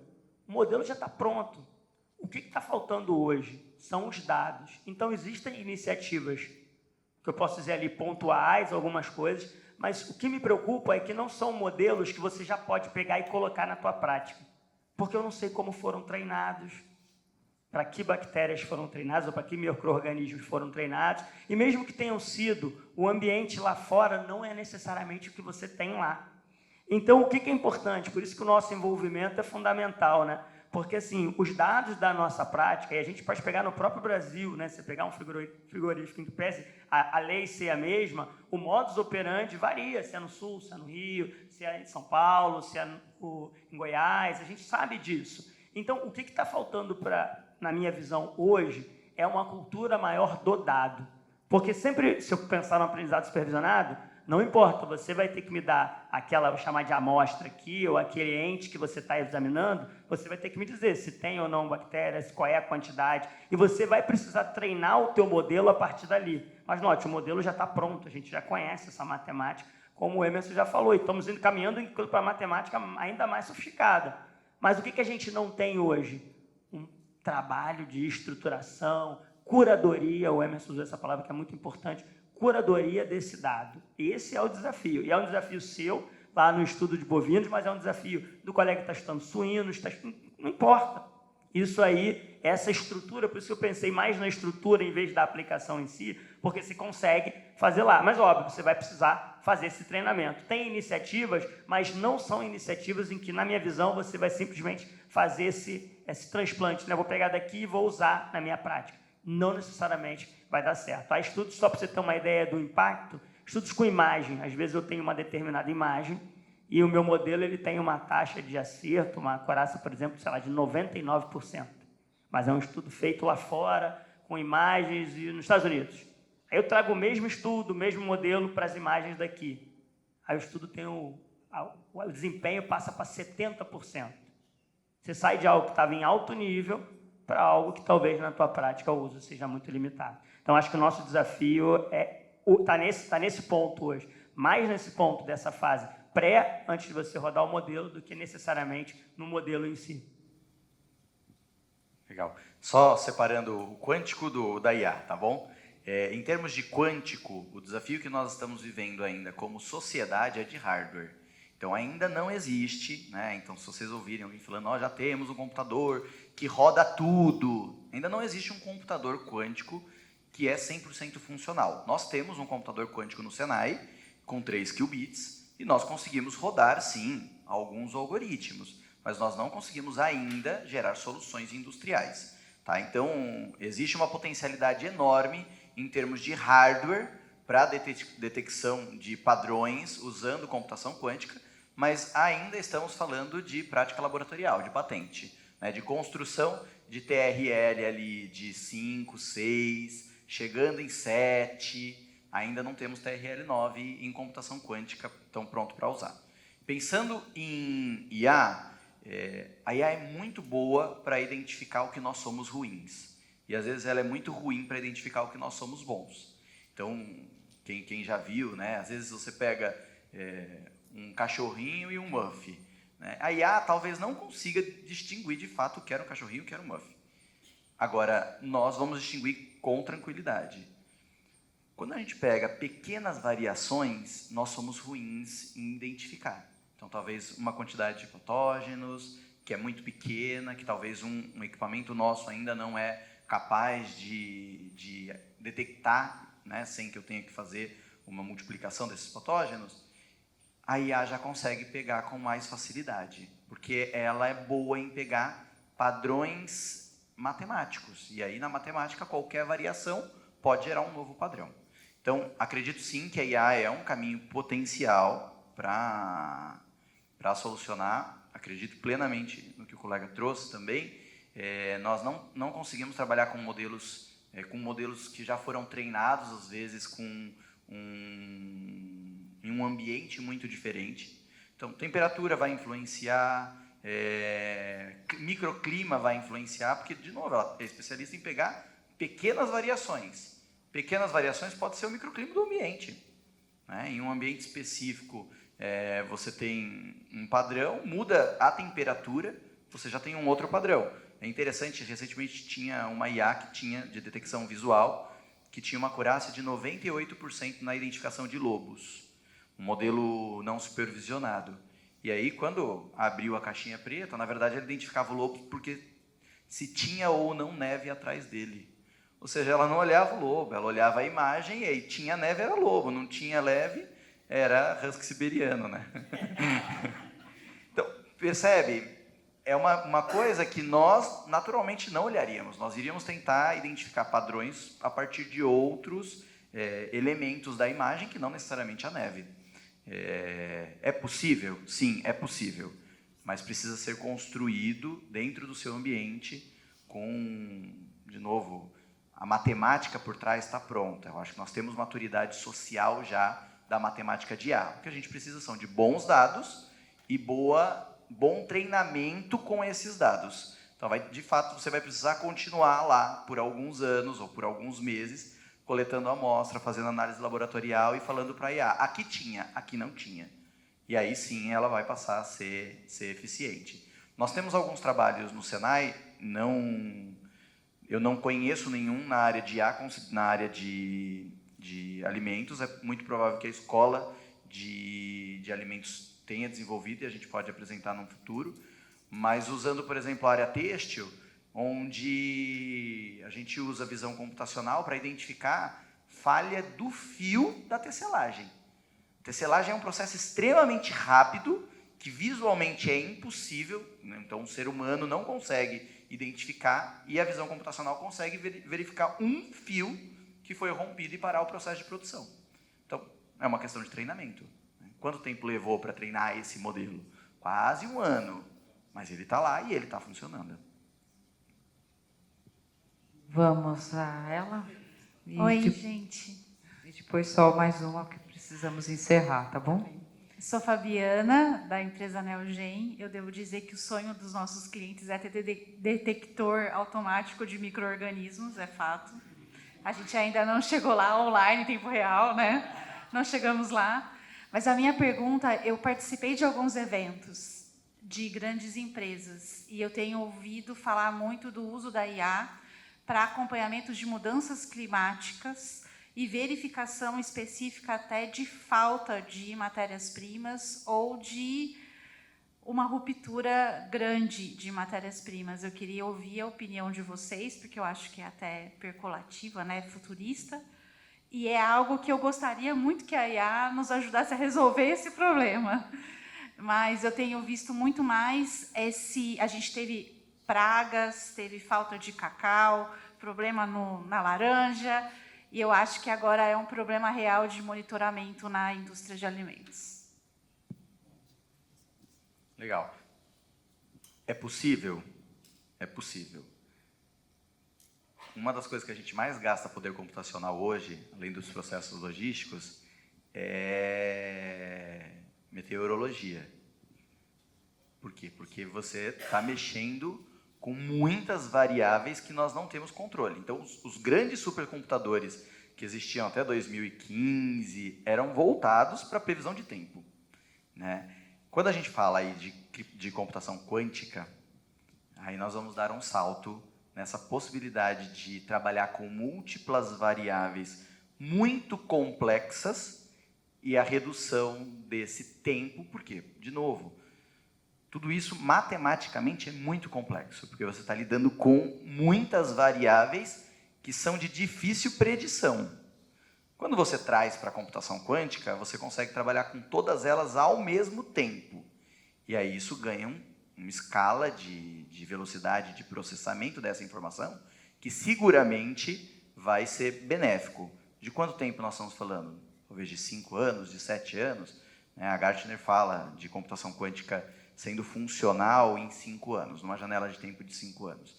Eu acredito que é muito provável que nós cheguemos nisso, considerando os avanços que nós temos tido. Mas eu queria fazer uma provocação aqui, né? Já é a segunda pergunta que fala sobre sensoriamento, e aí nós temos uma grande oportunidade de PDI que poderia estar usando fontes de fomento, poderiam procurar o Senai, por exemplo, e a Embrapi, para desenvolver PDI sobre isso, né? Então, por que não, né? Fica aqui a provocação para vocês sobre se é uma dor do mercado, por que nós não estamos investindo em pesquisa e desenvolvimento sobre essa dor?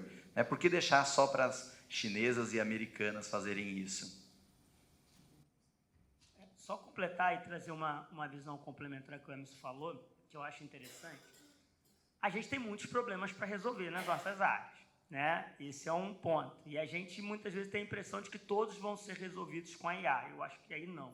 Tá? Existem coisas que você não vai precisar da IA, você pode resolver com outras ferramentas. É importante a gente ter a leitura de que a inteligência artificial não substitui muita coisa que a gente já faz.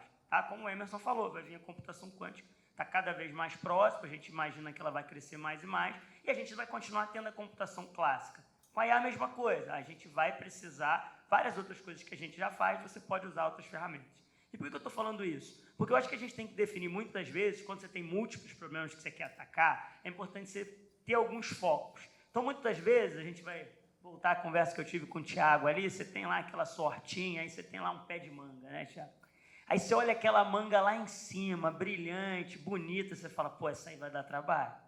Você tem que subir, vai pegar a escada, tem que, né? E quando você olha muitas das vezes, tem uma manga ali no chão, caída, que está muito boa, você come, descasca, come, tá, é muito legal. E por que eu estou falando isso? Muitas vezes, você já consegue usar a IA hoje de uma maneira muito mais pragmática para resolver pequenos problemas. E vai ganhando uma envergadura ao longo do tempo para você, daqui a pouco, subir a árvore e pegar aqueles problemas mais difíceis. Porque muitas vezes você vai olhar e falar assim, mas eu tenho que resolver esse problema aqui, mas, pô, esse custo aqui é proibitivo. Mas o que eu já consigo, com os recursos que eu tenho, às vezes desenvolvendo um agente simples de IA para fazer uma determinada tarefa. Outro dia um colega estava dando um maior case, eu estava ontem, né, conversando com um colega, falando, o maior case do Instituto de Radiologia. Nós desenvolvemos um agente, etc. O que o agente sabe fazia? Pô, ele pegava um monte de documento que eu tinha que escrever à mão e fazia um resumo para o profissional, para o médico ler, antes de dar o laudo. Esse é um dos maiores cases do ano passado. Sumarizar documento. Por quê? Porque o tempo que se gasta fazendo isso é enorme. Então, a gente precisa focar em problemas, pelo menos nesse começo, problemas que você fala, cara, eu gasto muito tempo com isso, e isso aqui, a IA poderia já me dar uma resposta pragmática. Em vez de, eu quero fazer um modelo de IA que desenvolve... Quando você olha e fala, cara, eu vou ter que desenvolver eventualmente ferramenta própria, segurança de dados, etc. Então, começa com um projeto menor, né? Para quem está começando, igual a pessoa fala, que ferramenta de inteligência artificial generativa eu uso? Começa com qualquer uma, o ChatGPT, o Gemini, começa com uma, o que não pode ser não ter nada. E aos poucos você vai ganhando maturidade e envergadura nesse tema. Tá? Eu acho que dá para fechar até, porque Emerson deu um gancho muito bom, não porque ele falou de fomento, é porque ele falou de Technology Readiness Level, e aí Érico falou de segmentação de problema. Quando a gente começa a tratar o problema de uma maneira muito macro, a gente não chega no final. Então, grande parte do que eu vejo de pesquisa e desenvolvimento dando errado é porque a pessoa está tratando todos os problemas ao mesmo tempo. E aí não dá. Érico é testemunha viva lógico, né? Mas ocular e presencial. Que a gente... eu trabalho com valoração de tecnologia. É um negócio pior que meteorologia. Quem vai prever valor futuro de tecnologia? Nem mãe de Ná. Então, o que a gente escolheu para segmentar nesse trabalho? Cuidar da taxa de risco. A taxa mínima de atratividade, custo de oportunidade, taxa de juros, que vocês quiserem chamar aí para analisar, fazer uma análise de investimento. Dentro dessa variável, já tem trocentas variáveis a se cuidar. Eu tenho nível de maturidade tecnológica, nível de maturidade comercial, nível de maturidade da organização que vai pegar a tecnologia. Eu podia listar 114 réguas de maturidade que influenciam a taxa de risco. Eu escolhi trabalhar com TRL. Por quê? Com isso, trabalhando com modelos a partir de dados reais e probabilísticos, eu já isolei o problema. Eu já cheguei no final do desenvolvimento, mentira que a gente nunca vai chegar no final do desenvolvimento de nada, né? Quanto mais você estuda, mais ignorante você fica. Mas você percebe que segmenta. Hoje o objetivo não é descobrir o valor futuro de uma tecnologia. O objetivo é identificar quais fatores influenciam uma determinada variável ali que influencia bastante o valor que a tecnologia pode ou não pode ter no futuro. Eu não sei se a analogia foi válida, mas ela é válida no seguinte sentido. Eu trabalhava antes, aí já não é IA nem nada, né, mas eu trabalho com diagrama de influência, opções reais, análise de sensibilidade. Escolhe a variável que mais influencia o resultado de um determinado desenvolvimento. A análise de sensibilidade tem aquele diagrama de tornado, né, então tem... Na área de economia, influencia o valor presente líquido de uma determinada tecnologia. Escolhe a variável mais complicada e, dentro dela, escolhe quais variáveis você consegue tratar. E leva isso, aí, fechando com o que o Emerson sugeriu, leva para tanto a Federal do Mato Grosso do Sul, Embrapa, né, que trata tanto a parte de instrumentação com a parte de meio ambiente aplicada a questões de plantio, especialmente na cultura de laranja. Então, você consegue... E são unidades Embrapa que eu estou falando. Você consegue, por exemplo, tratar um problema, já dar uma solução que pode ter um impacto econômico-financeiro para quem vai receber essa tecnologia muito grande lá na frente. E você vai ficar muito mais feliz, porque você vai dar uma resposta útil e vai ser rica. Porque o pior de tudo é o cara chegar com aquele problema enorme, super científico, e não chegar no final lá depois.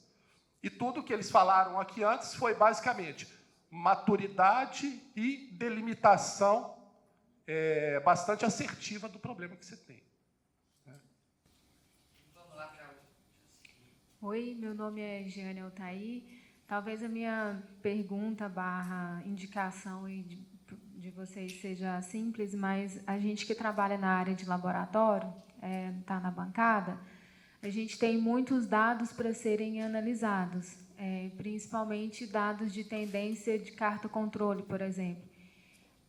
Tem alguma IA que me ajuda de forma mais rápida a fazer essa análise de dados com precisão, exatidão, que é o que a gente precisa para ganharmos tempo com isso e não deixar de fazer esse trabalho, porque são realmente muitos dados que a gente precisa controlar para atender requisitos da ISO 17025, né, em específico 7.7, e a gente, às vezes, deixa passar por talvez não ter tempo, ou talvez deixar para fazer depois e acumula. Então, a minha pergunta é uma indicação barra pergunta. Eu vou responder uma parte e o Hérito vai responder outra. Mas eu vou começar pelo fim, né? E aqui é um alerta sobre o uso de IA, né? As IAs, modelos públicos, nós precisamos ter muita atenção, porque se nós compartilhamos os nossos dados com ela, você está compartilhando, às vezes, informações sensíveis da sua empresa, informações que têm proteção intelectual, como o IA que vai usar aquela informação para treinamento de modelo e, a partir dali, naturalmente, passar aquela informação para outros usuários. Então, independente do nome da ferramenta que vai ser utilizada, é muito importante que seja uma ferramenta que garanta que o cluster de informação que você está compartilhando com ela é seguro. Então, esse é um ponto importante. As empresas de vocês talvez tenham lá o Microsoft, talvez tenham a Google. É importante que a área de TI prepare a ferramenta de inteligência artificial que você tem para que os dados da sua empresa sejam mantidos dentro de um cluster seguro para a sua empresa. Então, esse é um primeiro ponto, que dá um pouco de medo, mas que é muito importante. Você não pode pegar uma informação do seu processo produtivo, que é uma informação que agrega valor para o seu processo, e simplesmente compartilhar com a IA, como se aquele fosse um universo só seu. Não é. Tá? Então, isso é muito importante. Quando forem pensar no uso de uma ferramenta, independente de qual ela seja, existem seguramente dezenas de modelos que podem te atender, mas é importante que não sejam modelos públicos, em especial quando nós estamos falando de dados sensíveis ou dados que geram um diferencial competitivo. Esse é um primeiro ponto. O segundo ponto, para eu fechar a minha fala, de novo, né, nós vamos ter que usar IA. Essa é uma decisão sobre competitividade. A Alemanha tem perdido produtividade mais de 10% nos últimos anos, não porque ela perdeu tecnologia, mas porque ela perdeu gente. Nós perdemos o nosso prêmio demográfico. O Brasil já não é mais uma pirâmide tradicional.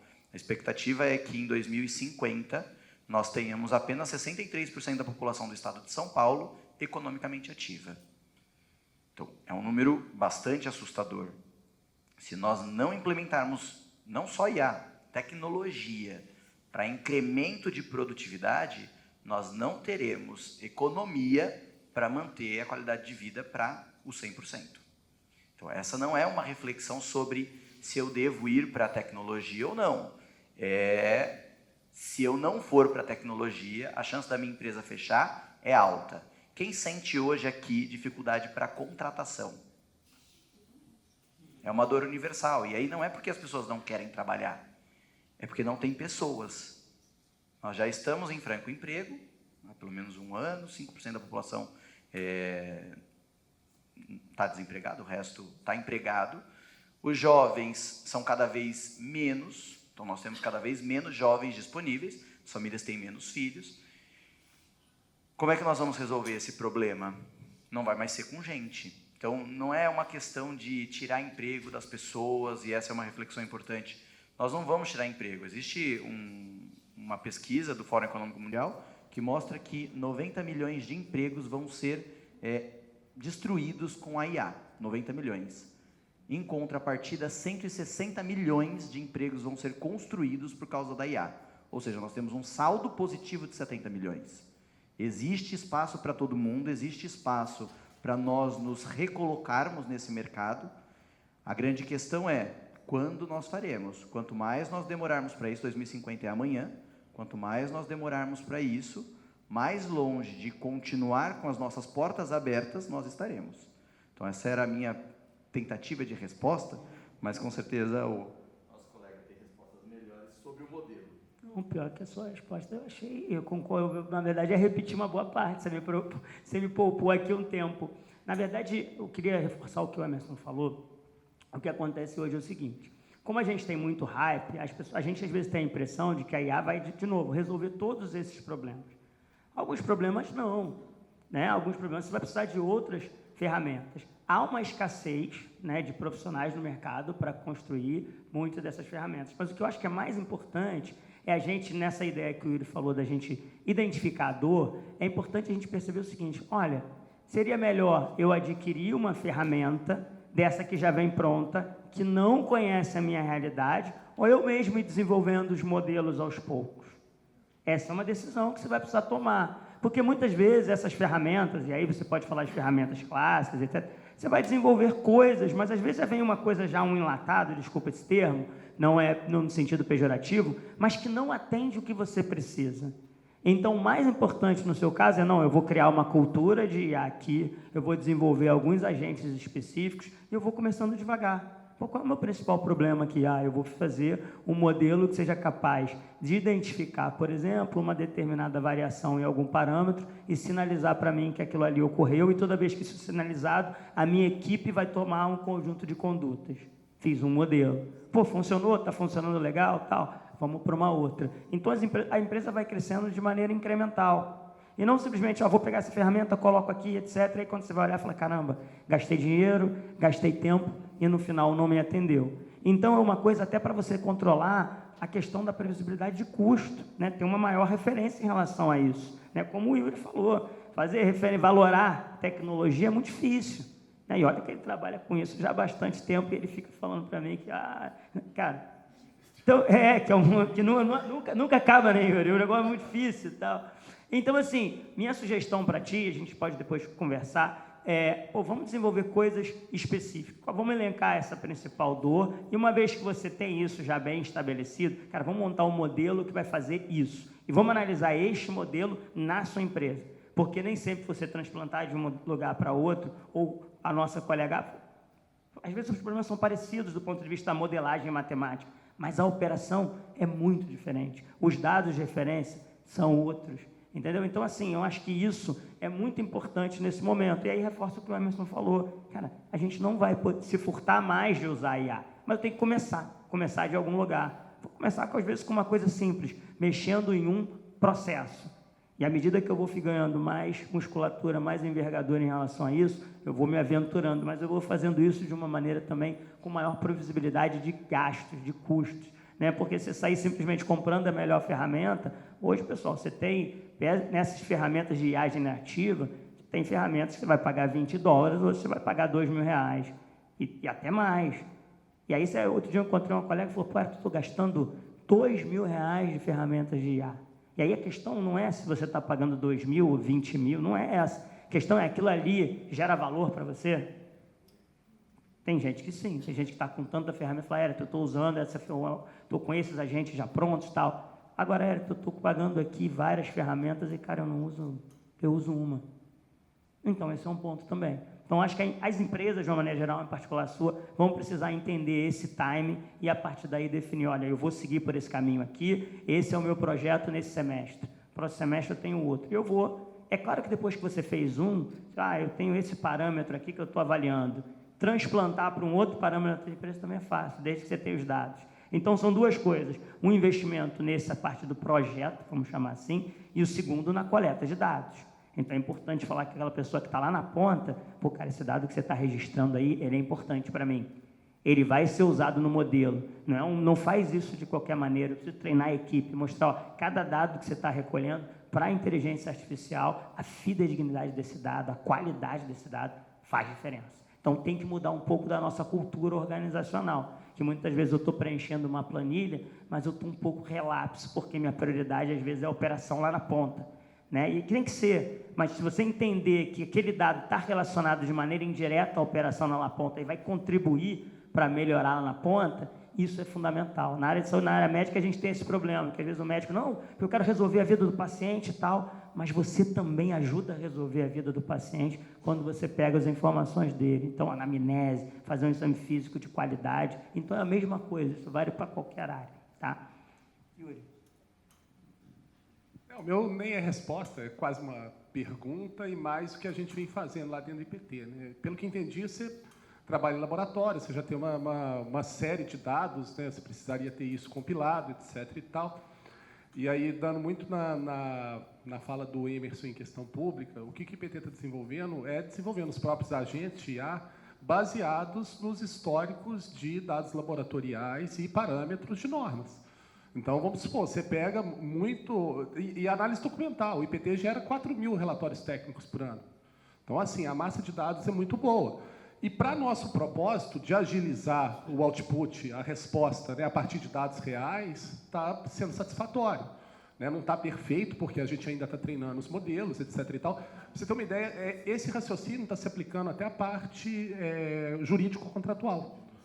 Né? Porque você pega históricos, né, dos contratos, principalmente os comerciais, né, e cláusulas que deu certo, que deu errado, vai treinando a máquina, o agente, e isso vai te agilizando o tipo de resposta que você vai dar, sem precisar recorrer. A gente está trabalhando em clusters, completamente fechado nesse ponto, sem precisar trocar informação com o meio público. Muito mais para agilizar a tramitação, respostas, emissão de relatórios, emissão de laudo, emissão de parecer. Porque já tem a massa de dados lá dentro, entendeu? É uma instituição que tem 126 anos, 127 agora vai fazer. Então, assim, é lógico que não tem tudo isso documentado, mas tudo que a gente tem documentado, a gente está usando para treinar os agentes de IA e para facilitar o nosso dia a dia. Não é para ser um oráculo e dar a resposta definitiva do mundo. É para melhorar o que já é feito, agilizar o trabalho que já é feito. Tiago, por favor, suas considerações finais para encerrar o painel. Somente agradecer à plateia pelas excelentes perguntas, agradecer os palestrantes pelas ótimas respostas, ótimas discussões. Certamente todos teriam mais perguntas, eu tinha no mínimo umas 3 aqui para fazer, mas o nosso prazo está estourado. E agradecer à Remesp por nos proporcionar essa ótima oportunidade de troca de ideias. É isso, obrigado. Então, vamos entregar o certificado de participação e a lembrancinha do evento. Por favor, aqui na frente para fazer a foto oficial.